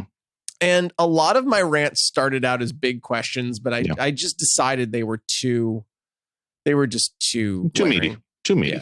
Yeah. Go ahead. Do one. The smokers. Mm-hmm. Why did they do what they do? Mm-hmm. They're they're the Church of Eternal Growth. Mm-hmm. They're worshippers of Joe Hazelwood, Saint Joe, who's the first captain of the Exxon Valdez. Like, I don't even know where to begin with them. Okay, so smokers could refer to a lot of things. I'm guessing it refers to the fact that they use gasoline powered engines. Yeah. So that's also my guess, is that you know they're coming because of all the exhaust. Where the fuck are they getting gasoline? Yeah, and they also smoke. They literally smoke. They smoke. Like that's the next thing. Like all of them. Where in the name of Saint Joe are they getting cigarettes? Yeah. And I had a thought about this, because the final thing is how the literal fuck is the Exxon Valdez still sailing 500 years in the like, I'm sorry. 500. There is no way that the Exxon Valdez is still seaworthy, and I use seaworthy loosely just in the sense that it's still floating. Yeah, and I will back you up on this, because that's one of my big rants, is that I just cannot suspend my disbelief that there are these mechanical things still working. And again, I did not know how long ago, or how far into the future this movie was supposed to take place. I missed that, but long enough that dry land is an established myth. We don't know what happened to the world in the past, and like no one has discovered dry land and come back to say. So we know it's far in the future, and as the co-owner of an almost 40-year-old vessel, there's no way in hell, and a 40-year-old vessel that barely makes it out to sea has the lightest life of any vessel in the world. Just what it takes to keep that thing waterproof is almost a full-time job some seasons. How are cars driving in an all-sea environment? How are these jet skis? Like, I just couldn't suspend my disbelief with the actual working machines. And the working machines, and where the fuck are they getting cigarettes? And like bottles of alcohol. Yeah, and all that smeat. All that sweet smeat. They couldn't get big spam on board. Yeah, so they were like, fuck it, we'll make smeat. So I mean, they started as big questions, but they just turned into raves. Rants. Yeah. Dennis Hopper is legitimately playing a cartoon character. I mean, there is nothing threatening about him. He's very much playing King Koopa. I mean, they basically have the same end goal of like bulldozing land and like turning it into like a resort. Like, he's really is playing like a cartoon villain. Yes. But I love it. It's a great juxtaposition to the Mariner's like stoic hero. Like you have this crazy outlandish character. But yeah, the machine's still working. The things that they still have access to. I mean, I'm not going to ding it, because I don't think it's fair for me to ding like the electronics that work, because I do feel like a lot of those scenes were cut out for theatrical. So they did take out like the working television and the working like CD player and like those things that like had no business still working. Guys, the Mariner listens to Miles Davis on a CD player. But a wind powered CD player, you can't jack a wind turbine directly into a CD player and make it work. Even though to the right of me, I have a like rechargeable battery CD player. When this movie was shot, it didn't exist. And also I challenge you to like, I have some CD players that have stopped working like 3 months into their run. They're a temperamental device. They're not the most robust portable music player. Yeah. The notion that a Discman is functioning 500 years in the future is just ludicrous. Even if it has never seen a lick of water. Right. Even if it hasn't.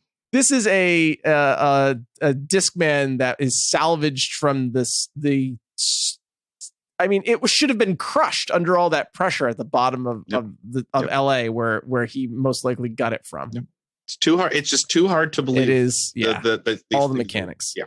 So the smokers and their whole aesthetic of like gasoline and smoking and I mean, you know what I wrote in my notes. I came up. I'm sorry. What did you write? When they, when the Mariner eventually gets onto the Exxon Valdez and it's just shrouded in fog and everything. Yeah, I wrote my notes. Yeah. I guarantee you this isn't fog. This is just everyone's smoking. Smoke. It's exactly what it was. Yeah, it's everybody smoking and like all it's of so the gross. They did a fires. great job making them gross though. They did, and I really loved like all of the barnacles had turned into like land. Yeah, it's just been in the water so long. It was like he could like built up around the hull. Exactly, that was really cool. It started out as a big question, so I tried to rationalize an answer of how this could be possible. You may be surprised to know that the Exxon Valdez is still sailing on the ocean. It's interesting. Yeah, it didn't sink.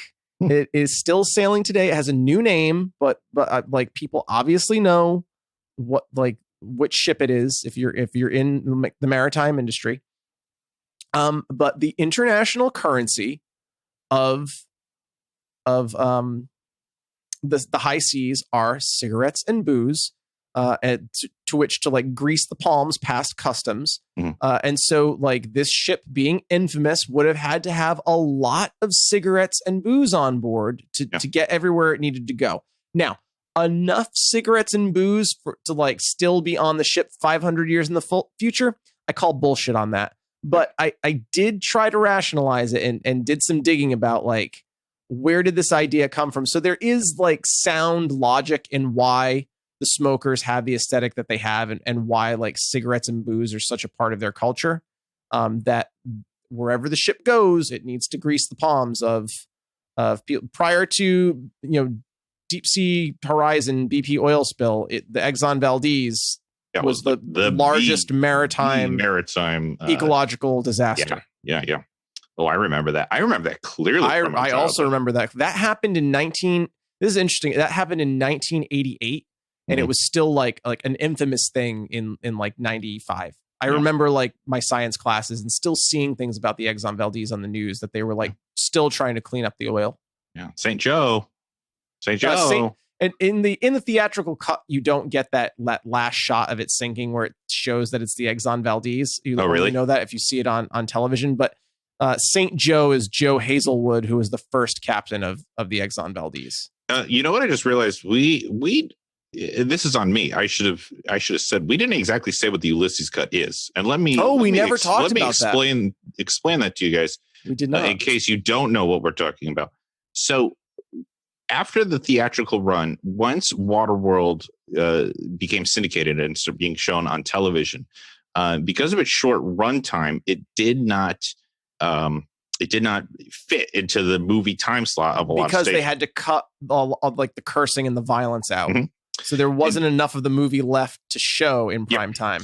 And so, but as we said during production, so much of this movie was cut out.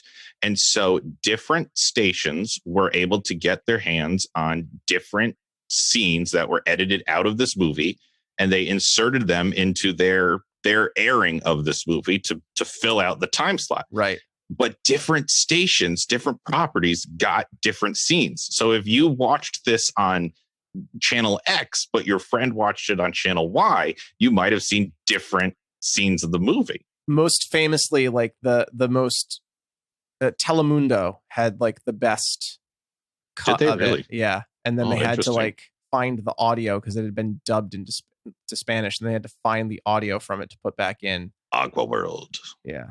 I don't know how to say world in Espanol. And so then there's this guy, and I forget what. Do you remember what his online? McFly89. McFly89. Good on you. Thanks for being a long-term listener. I'm assuming. Yeah. I'm assuming. Oh yeah. McFly kind of hears about the fact that this happened and decides to like goes basically on a one-man crusade. Yeah, just single-handedly finds all of these basically like taped off of television cuts and stitches it all back together in its entirety. Yep. And because one of the last scenes of that was deleted, Helen gives the mariner his name, Ulysses. We've come to know this as the Ulysses cut. So that's what Shades and I watched. So we really truly watched like all of the movie. Like, and what's interesting is when it was shown on television, it was shot in pan and scan, but when it goes to theatrical cut, they letterbox it for widescreen. And what happened is like virtually all of the seascape, like setting suns, are wind up cut out of the movie in the theatrical cut, and all you get are the shots of the water, and so much of like the rest of the visual field is cut off. And what McFly 89 did is he realized that in full screen for with the pan and scan, because it has to conform to the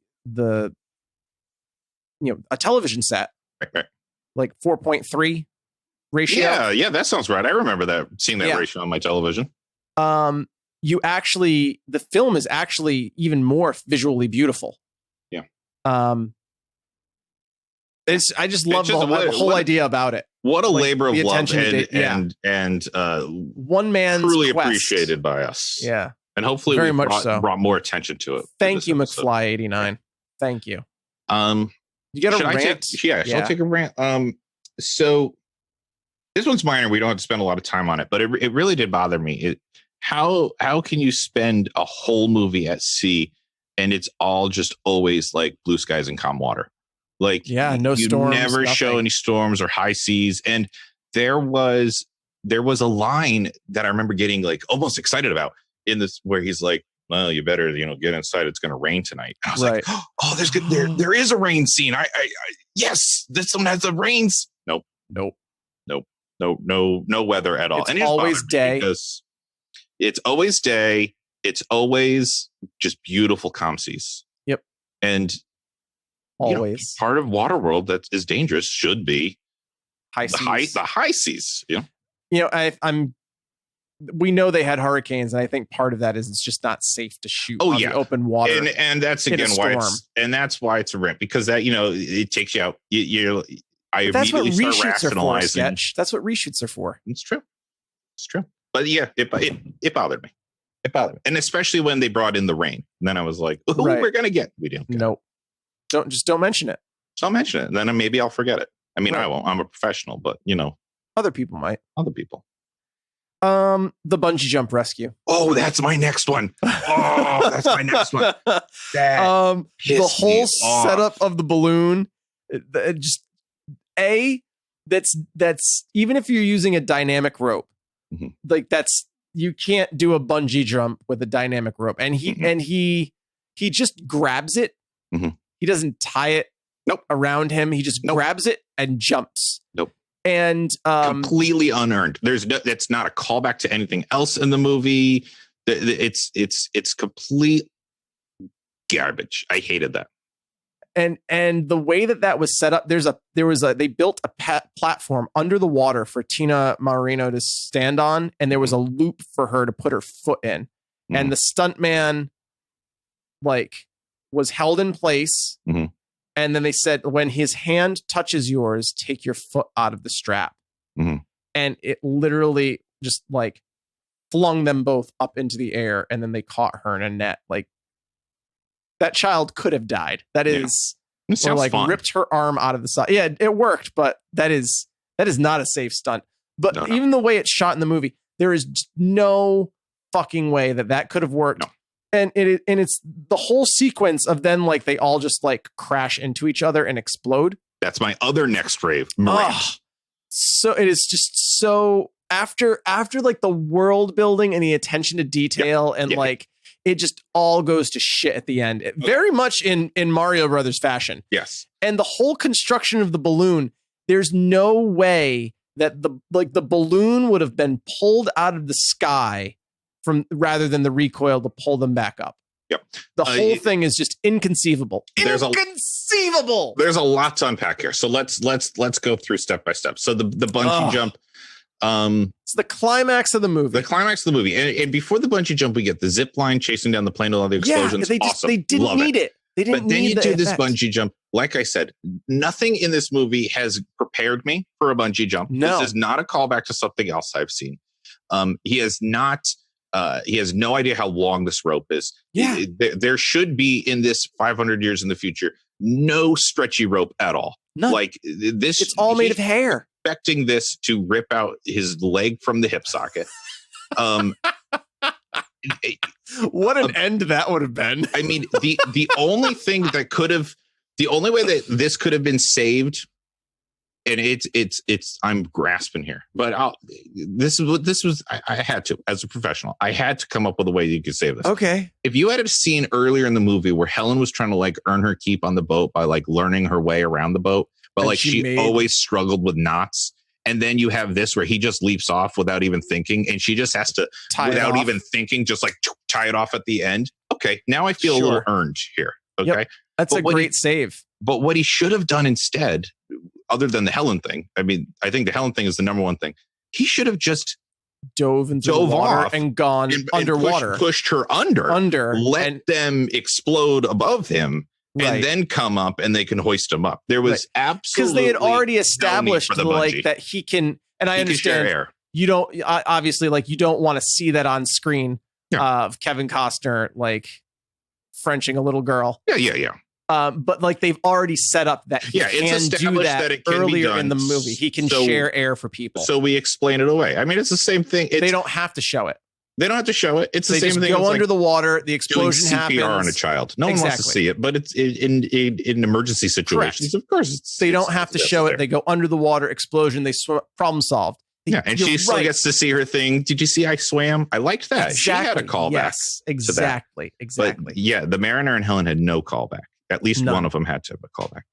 And then, agree. Then that's my other rant is that, and you know this, and longtime listeners, you know this as well. I am a fan of comeuppance, and this movie has some of the weakest comeuppance. They are weak. That is tough, and I'm talking about. Well, I mean, he did lose an eye. That was he lost an eye early in the movie, very which early is great. in the movie. But I mean, and what's his name? Nord. Nord had like the most boring death ever. He needed that was more weak amazing. Comeuppance.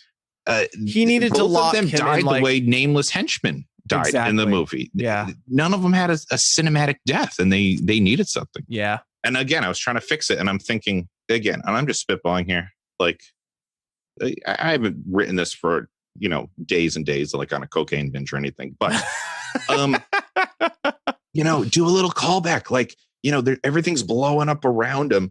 Like have the Mariner have like a glass of something flammable and just be like, I owe you a drink, and then splash it on Nord, and then Nord. They had already established that earlier in the film with like gas trails and things. Yes, he had just been in that car crash.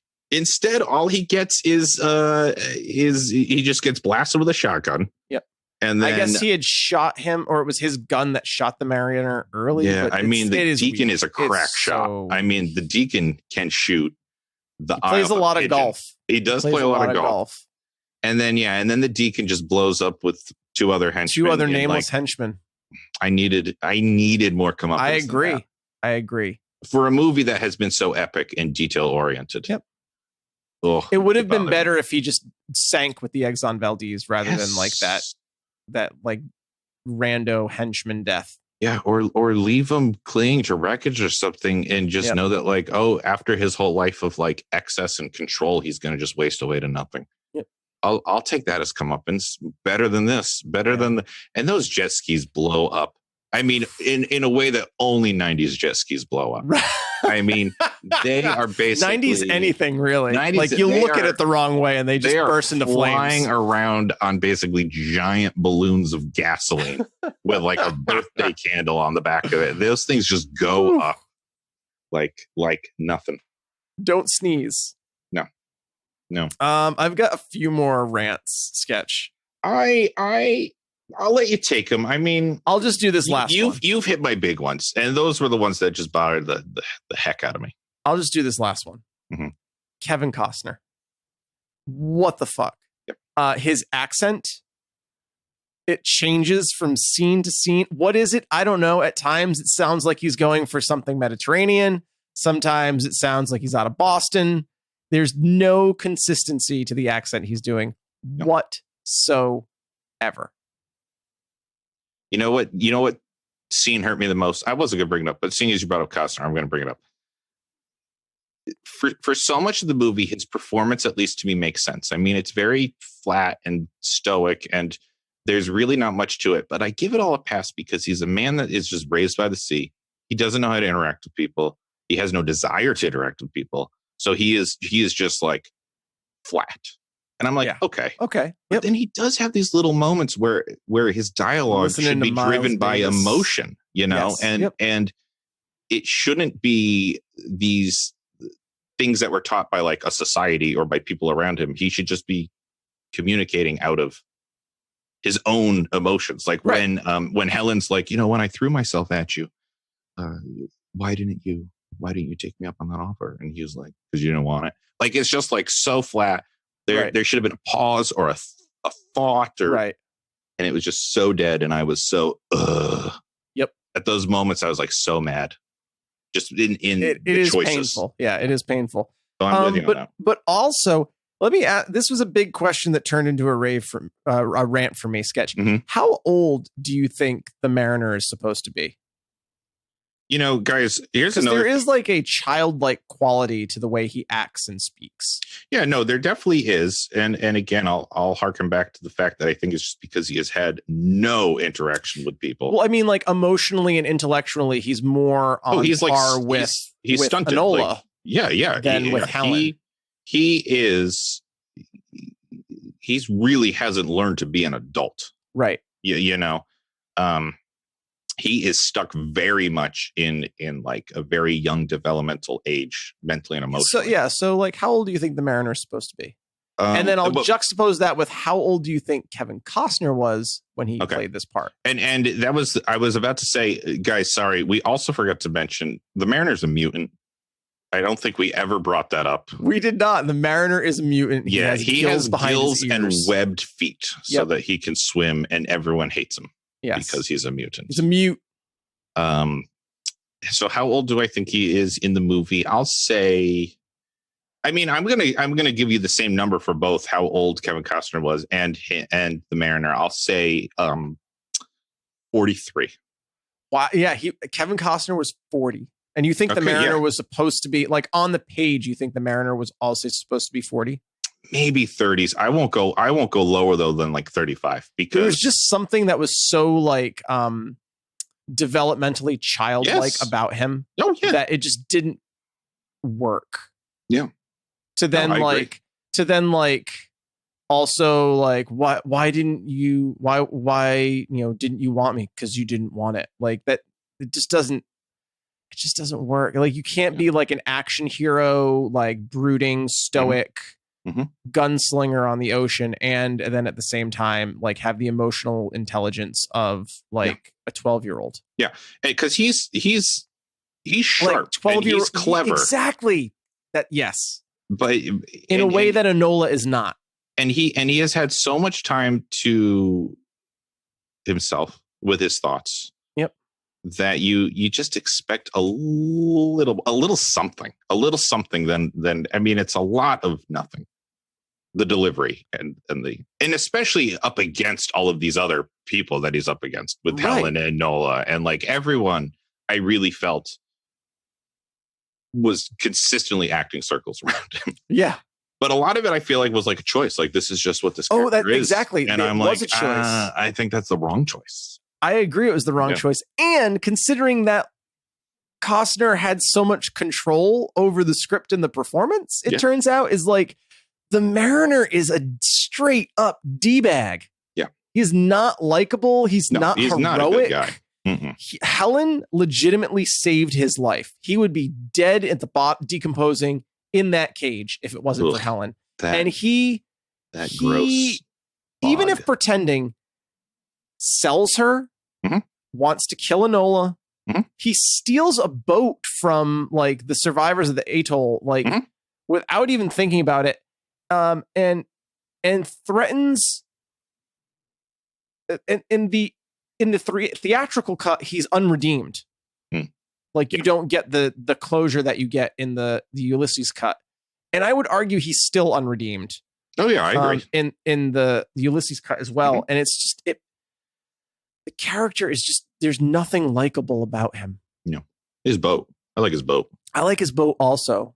But I mean this is kind of like a toss away rant. The trimaran gets set on fire. Oh, so sad. And that's the scene where he breathes for her as well. Then they climb out of the water and climb right up onto the the husk of the trimaran and get it on. They go right to Pound Town, and I was like, "What now?" Well, yeah, and also like even if the fire is out, the hull of that ship is still conservatively like 1,000 degrees. It's so hot, like it's days for it to cool. Yeah, and they go. Are we to believe that he was underwater, like breathing for them for days? I don't know. I did put that in my notes too. I was like, we're getting the sex scene now. Now? This is very strange placement. It is. Oh, you know what else I wrote in my notes? Is, when at the very beginning, when Helen's like, oh, I'll pay for my passage with my body, basically. Yeah. And she disrobes. Right. I think that was my first like nude on scene screen that I had seen. Yeah. Naked lady. And I wrote in my notes something like, and it's upsetting. It's an upsetting scene. It's an upsetting scene. Is. And that was probably, at least to my memory, defined your relationship with women thereafter. Yep. Because you didn't want it.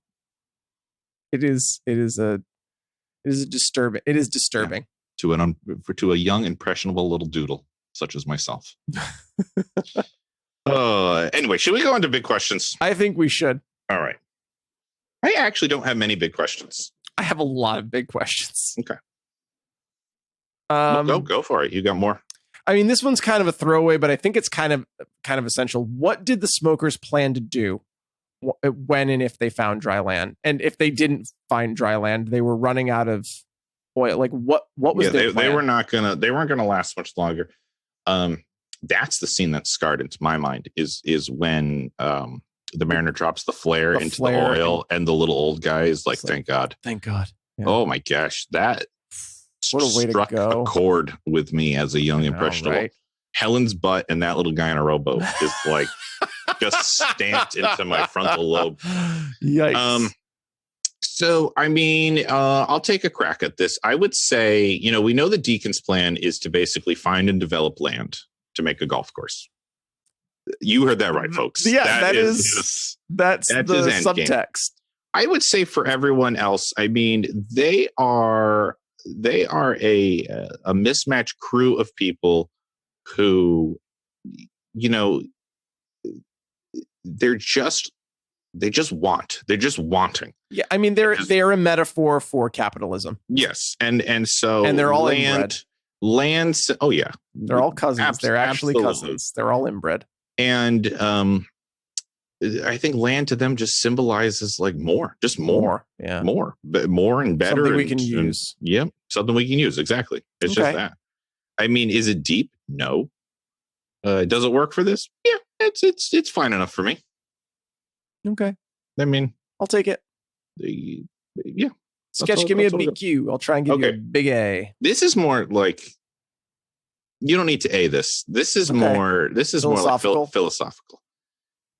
Could you imagine? Because Tina sold this. She absolutely sold this in the movie. Okay. Could you imagine? Just long-term listeners, you too, think about this. Imagine seeing a color for the first time. I mean, she opens up that box of crayons and she sees colors that no longer exist in her world. She has never, ever seen these colors before. And mac and cheese. Mac and cheese, tickle me pink, and all the goods, seafoam green, midnight blue. I don't know how she came up with that facial expression. She's a great actor. Nailed it. She's a great actor. And it just made me pause at that scene and go, I can't even, living in the world we live with the synthetic ways we make colors now, you can't even imagine a color that you've never seen before. And God damn it, this movie, you made me stop and ponder that. And it was just, just I urge you to try to think like that. Don't think too hard. You'll hurt yourself. But I mean, I won't. A color you've never seen and a way to produce it as well in those crayons. Also good on them that they made it crayons and not something water soluble, because you needed the crayons to kind of trigger the Mariner to want to go save Nola, because he saw the pictures of the trees. But yeah, just that's my big question. Can you imagine seeing a color for the first time? I can't. Man. I bet you can't either, longtime listeners. No, we know all colors at this point. Yeah.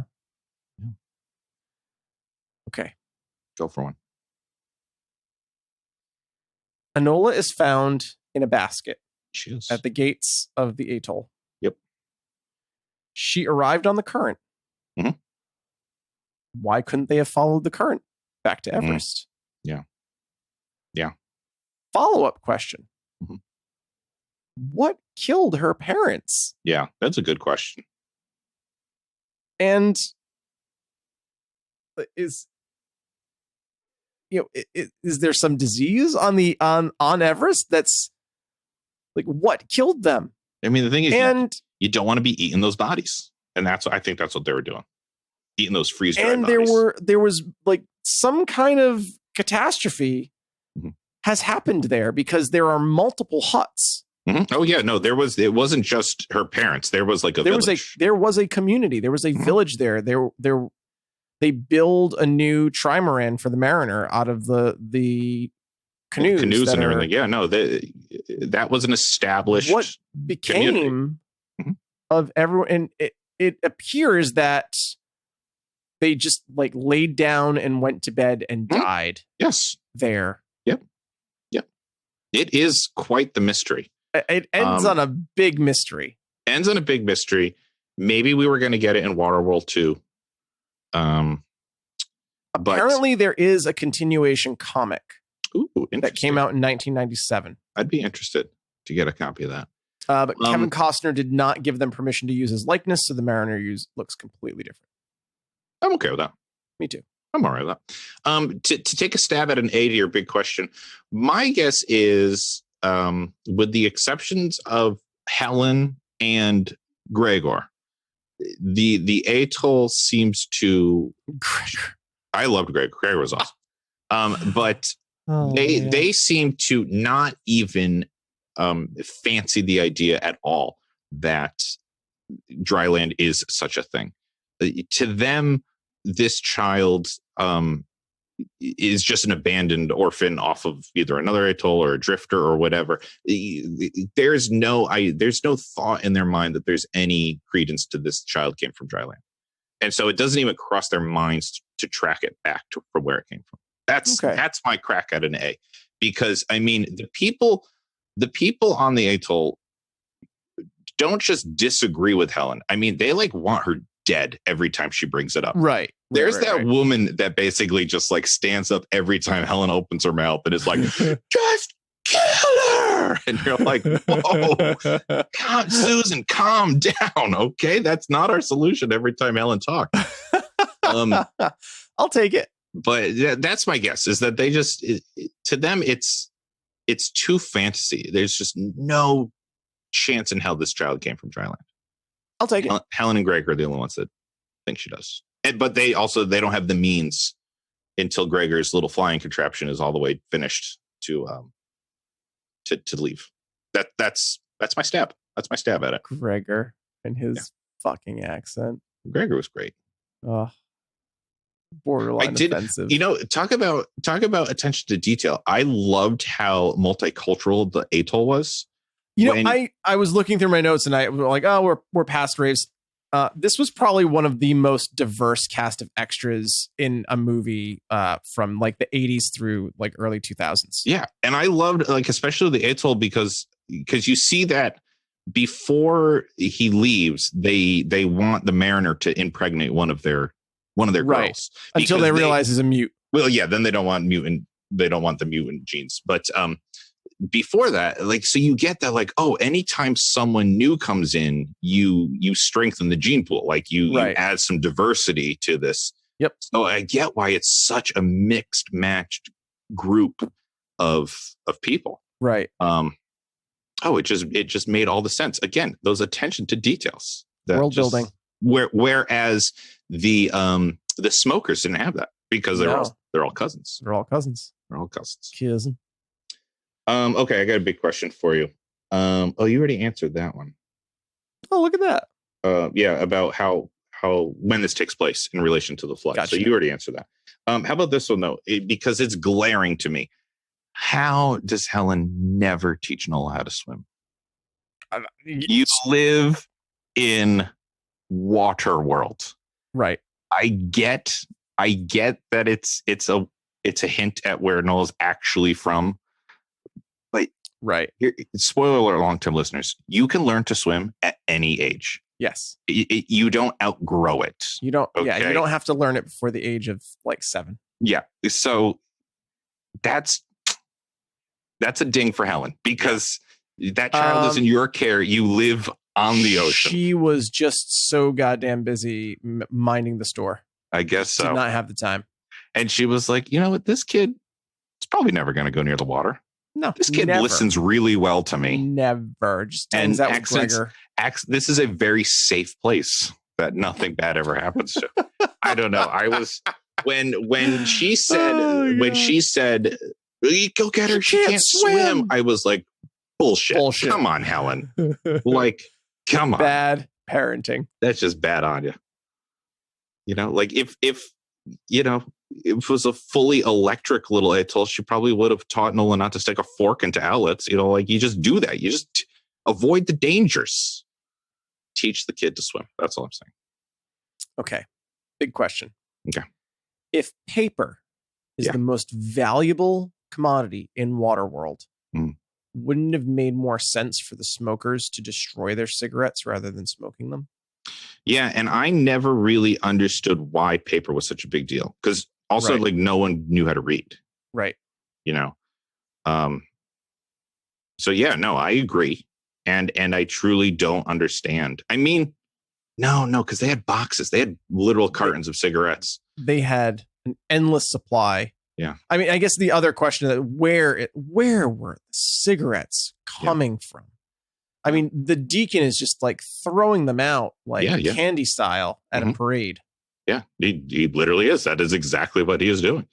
Yeah, I have no big A for you on that one because that is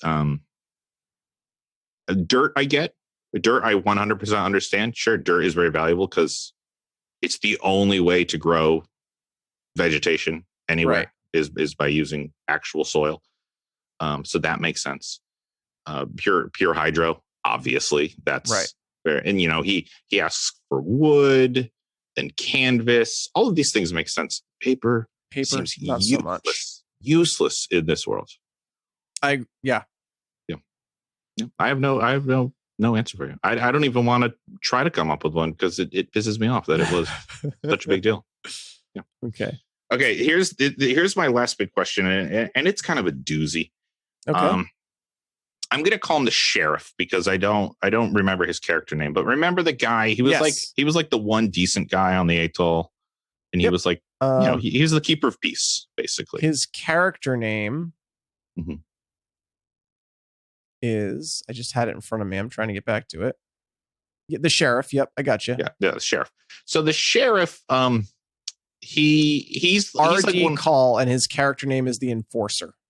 Look at me calling him the sheriff. Okay, so the enforcer has this son, right? This little blonde-haired kid with like dreads, and what happens to him? They escape. Yeah, we see him getting into the boat with his dad and escaping.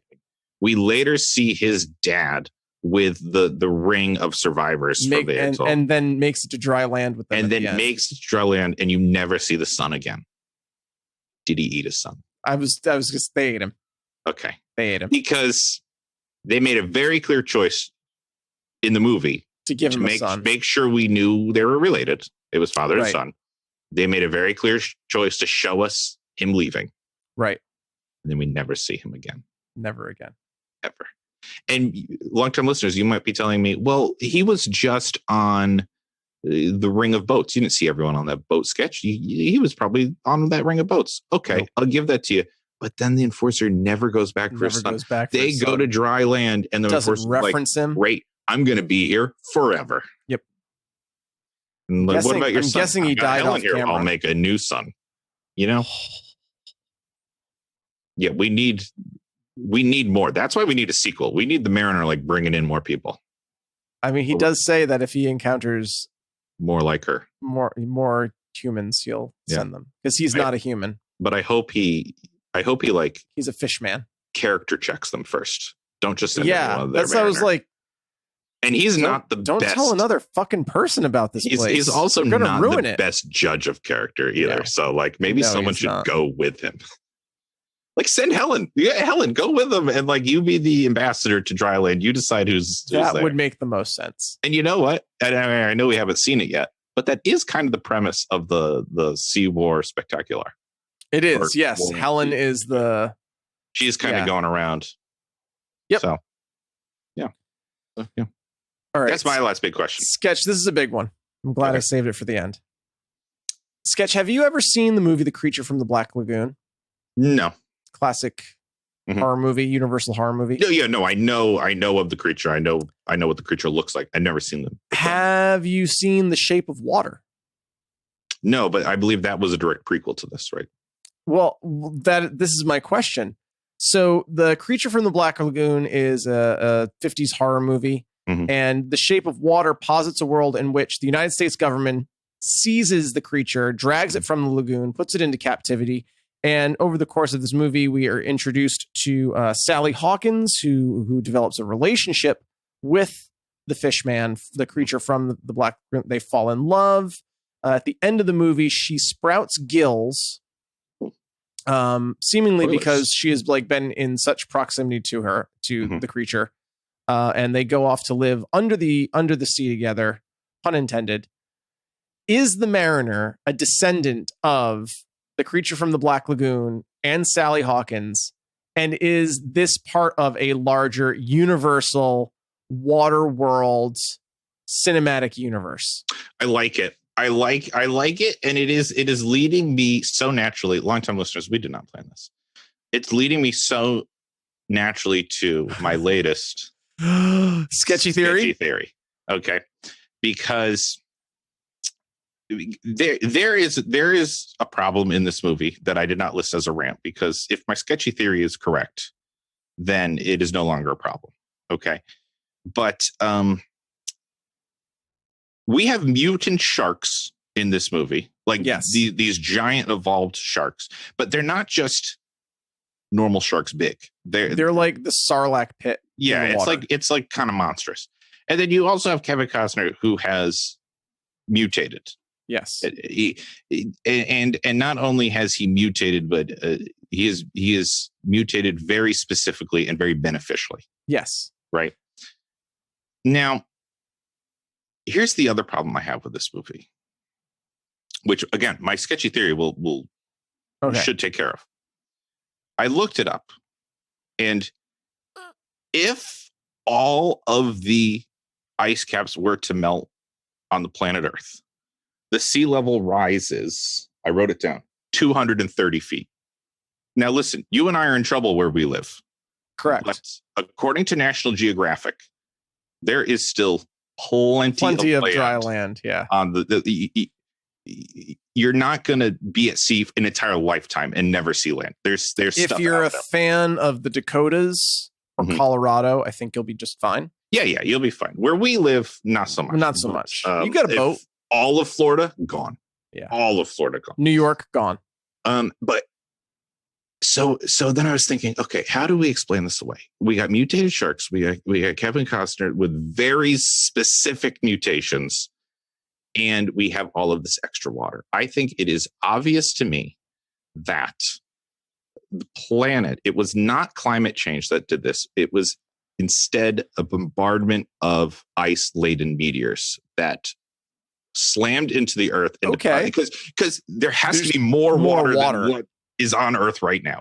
Gotcha. And so, and frozen within those meteors were some sort of, mutagens or something that affected the sea life, turned them monstrous.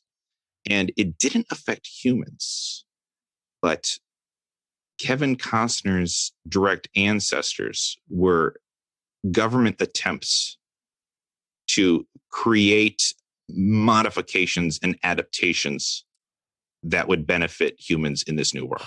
I know where you're going with this. Well, that's pretty much as far as I'm going with it. I mean, I think that's where everything. I thought their next thing was Kevin Costner, a descendant from Tony Piccolo. Yeah, I mean that's basically exactly what I'm saying. DSV. I mean, I'm saying that is Sequest a prequel to WaterWorld? Yeah, and I think it all matches with your Creature from the Black as well. Lagoon. So we got Creature from the fits. Black Lagoon.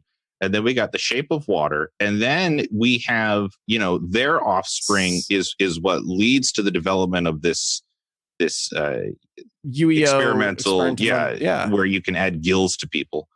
And, then society collapses, but you still got these then you have WaterWorld. Then you have Mad Max. Then you have Mad Max. But like as the sea level continues to rise, like the hockey mask diaper guy and his descendants have to go somewhere. So they go out onto the ocean and find the Exxon Valdez. Yep. It's all connected. I mean, it's this giant cinematic universe. Is it the largest cinematic universe in existence? Possibly. We have no proof to say that. And there's probably an easy way to find that proof, but we're going to say definitively. Yes, it is. Take that, Marvel. Take that. So Universal, we just handed you on a silver platter the cinematic universe that you've been trying so hard to create. Yeah. I believe you also own Sequest DSV, so run with it. I mean, it's airtight at this point. It really is. Nailed it. You're welcome. We nailed it. You're welcome, Universal. We're happily awaiting our motherfucking movie check. Yep. So once again, for you, send it to Shades and Sketch, care of the Tree Cave. Chart, Creature of the Black Lagoon. Yes. Shape of Water. Tony Piccolo. Sequest DSV. Yeah. Mariner. That's how all of these things happen. Mad Max. Crazy shark creature comes from outer space. Outer space, correct. As well as all of this extra water that only leaves Everest. Correct. Because not much of Everest is still poking out of the water there. So it's basically like base camp up. Yeah. And I also looked it up how many other mountaintops would exist with that much water. None. Yeah. They did a good job of kind of showing just the right amount of Everest. So well played. This is the only way it works, and I think we got it. I think we nailed it. Start pitching your tents on Everest now. Yeah, so that your descendants have some place to live. Isn't that crazy? I guess maybe it's just the extremes. The two places that freak me out the most: the very, very lowest, the very, very highest. Green boots. I'll stay right here in the middle. Look them up. Green boots. Look them up. Don't look them up. Don't look them up. Look them up. It's so haunting. Creepy. It's haunting. That's the thing. It's haunting. I think we did a great job on WaterWorld. I agree, Sketch. This was a gem. We left no well untapped. No, we did not. We jumped in every puddle. We just soaked it in, and we peed it out and drank it up again because that's what you do. In WaterWorld. No, there's no escape from WaterWorld. It's probably why they left the rain scene out, because that's a lot of fresh water just falling from the sky. No reason to drink your own urine. Why is Kevin Costner drinking his own piss? Maybe he's a descendant of Tony Piccolo and Bear Grylls. Maybe. And that's why. Bear Grylls drink a lot of his own urine. Yeah, when you watch those survival shows and he's like, well, you can always drink your own pee. And like he drinks his pee like in almost every episode. Oh. And you're like, Bear, we know. We've seen enough. Purify it first. Yeah. It comes out sterile. That's what he says. I know it's sterile, but still not tasty. Taste horrific. You can't pee into a Mr. Coffee and get Taster's Choice. Guys, if there's anything you take out of this episode, it is. Let that be your takeaway. Those are our two messages, I guess, is that don't refrigerate your tomatoes, and you can't pee into a Mr. Coffee and get Taster's Choice. Sketch, I think that brings us to Shades and Sketch recommendation. Sketch, what's your recommendation? Okay, I'll go first. I'm gonna recommend something that was a long time coming, and I won't spend that long going over this, but I am coming upon the very end of Legend of Zelda Breath of Wild. I finally got it.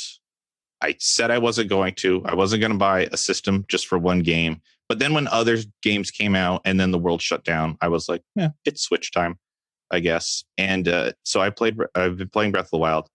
I'm at the final act, and it has been basically the best game I've ever played. I have loved this. Ever? Better than Uncharted? I mean, it is just so beautiful, and it checks like all my boxes of like exploring and crafting and the side quests, and the story is so beautiful. The way the story lays out in front of you, it's non-linear, so you have to really like piece this thing together. You can go at your own pace. Almost everything in the game is completely optional. If you want to like go and face the ultimate baddie, like right at the beginning of the game, you can. It's ill-advised, but possible. You can just completely steep yourself in this world of Hyrule that I've come to love through so many various games. And probably the most impressive feat of this is the world. The kingdom of Hyrule is massive. It is epic. I mean, I urge you to look up a size comparison between like the size, like the geographical size of this game compared to like the next largest geographical large game out there. It just goes on and on. You feel like you are immersed in this world. It is absolutely wonderful. I've been waiting to do my rec on it until like I got more towards the end, and all I have left is the very, very final act. And so I feel like I can finally say I have loved it. If you were like me and kind of avoided it just because you couldn't, and I'm not telling you to go out and buy a Switch, but if you have a Switch and you haven't played Zelda, you owe yourself to play Breath of the Wild. It's just a feat. It is just a feat. Okay.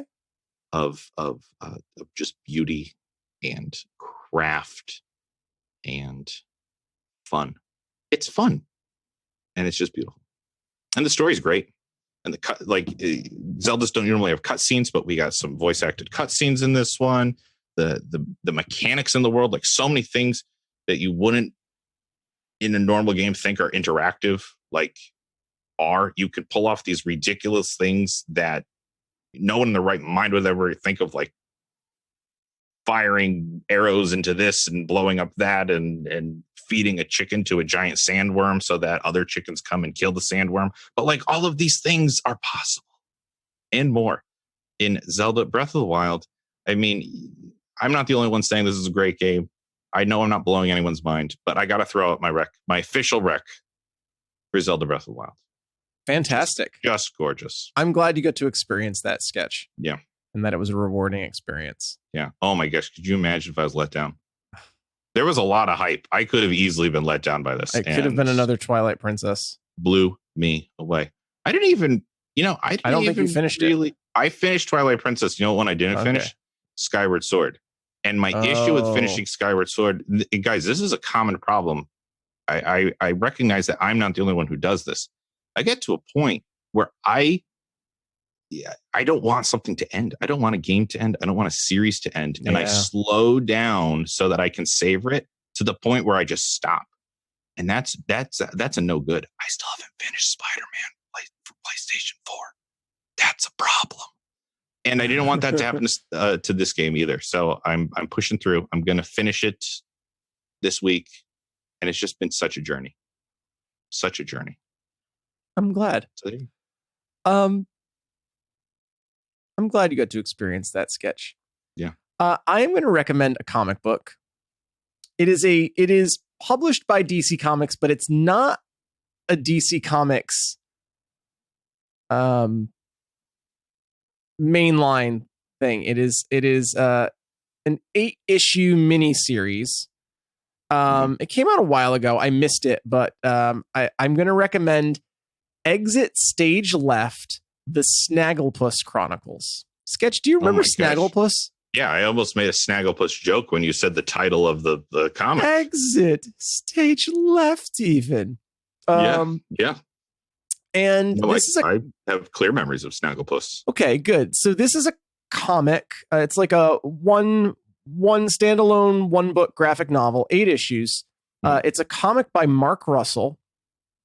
The first issue was released in 2018. And it depicts Snagglepuss as a playwright living in 1950s New York. And it parallels his life in this comic parallels that of Tennessee Williams in many respects.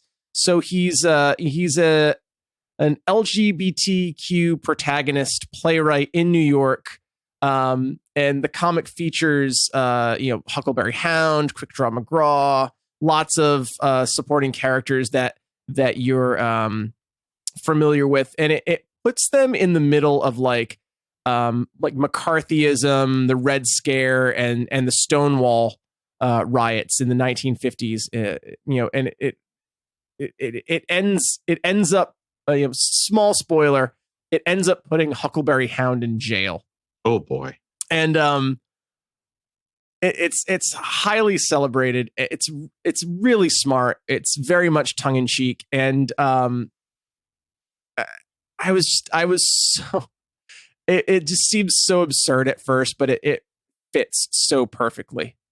And it's just really well written and really well crafted. And if you're looking for, if you look out at the world today and you want to know everything's going to be okay, we go through these periods of upheaval and disagreement, and there's a silver lining in Exit Stage Left, the Snagglepuss Chronicles. And if you're looking for a good time, some good writing, a great story, and you just need to know everything's going to be okay, I highly recommend this book. A rare Shades praise for DC Comics, even though self-proclaimed DC fanboy led astray recently. Yeah, but so that's me saying, so it's good if Shades is saying good on you. DC Comics for giving. Well, I mean, they're the publisher, but this is not their main. This is like DC. Warner Brothers owns Hanna-Barbera, right? And Warner Brothers owns DC Comics. So if they're going to publish a book, comic, it's going to be a DC comic. Just trying to give you a win there. Thanks. DC and Shades. And I remember clearly a show. Didn't they all have cars at some point in a show that we grew up with? It was like an ongoing race. Catch the Pigeon. Was that the name of the show? With I think so. Yeah. Like all these cartoon characters had their own car, and they were like racing all the time. I think that was a show. Anyway, that's what I remember Snagglepuss from the most. And Huckleberry Hound and all of these other Hanna-Barbera characters. I think that was a thing I watched. Wacky Races. Oh, there you go. Wacky Races, yeah. Where they had cars and they were cars and contraptions. Let me do a screen share with you here, Sketch. Oh, sure. I'd love to see it. Wacky Races. Oh yeah. Yep. I remember watching those. Snidely Whiplash. Yep. Oh yeah. Yep. And where's the cavemen. Oh, the cavemen. Yep. I remember all Captain Caveman. Yeah. Mm-hmm. This dude's car that like made it into the Ambiguously Gay duo. Yep. That is very very wacky. Yeah, you don't have to zoom in. I get it. I went to Catch the Pigeon because Snidely Whiplash and Muttley were also featuring this. Oh, there you go. Yep.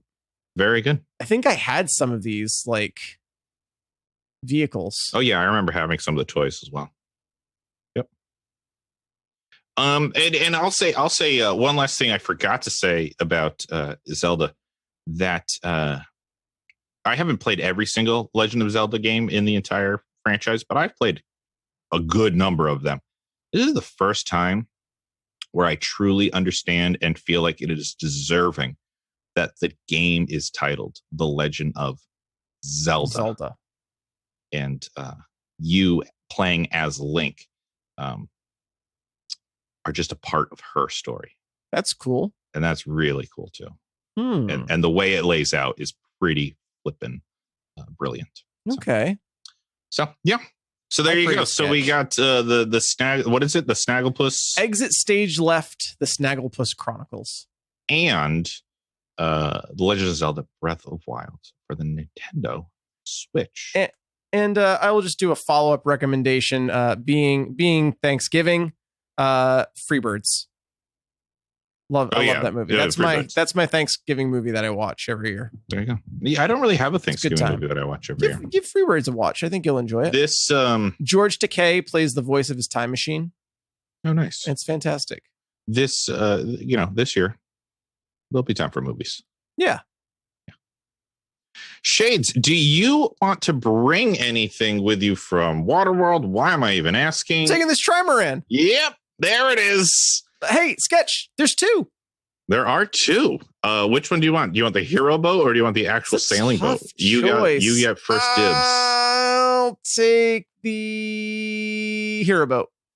Yeah, I kind of thought you would because all the gadgets. That's okay. I'll take the sailing vessel. Yeah. Well, given that after this war at sea spectacular, we do have to pack up the GoCo and head back to our own timeline and our own sad times. I'm going to bring this old crate of Smeat. I think it'll come in handy to have in the GoCo, and this extra large Costco pack of cigarettes. Sketch, you may have made the wiser decision. Well, someone's got to think about the longevity, but I'm glad that we have, the Ford Explorer from Hocus Pocus in the garage, and the boat from WaterWorld. And, those all come in handy too. Stinger. I'm sure. Yeah. Or the Gazelle. Yeah. Whatever you want to call it. You can call it the Gazelle. You can call it the Gazelle. Yeah, you can call it the Stinger. So, guys, that was WaterWorld. Thank you for joining us. This is the time of thanks, and we are so thankful for you guys, and I'm thankful for you, Shades. I'm thankful for you, Sketch. See, and we'll leave this blank so you can say, and we longtime listeners are thankful for you. Thank you very much. Thank you, guys. That means a lot. And I guess on that note, we'll see you next time. If you'd like to take a more active role in supporting Geeking Out, visit us at patreon.com/shadesansketch. Our website is shows.acast.com/geekingout. You can email the show at gowithshadesansketch@gmail.com or contact us through Facebook or Twitter. Geeking Out is a production of Tree Cave Creative, LLC. All rights reserved, 2020.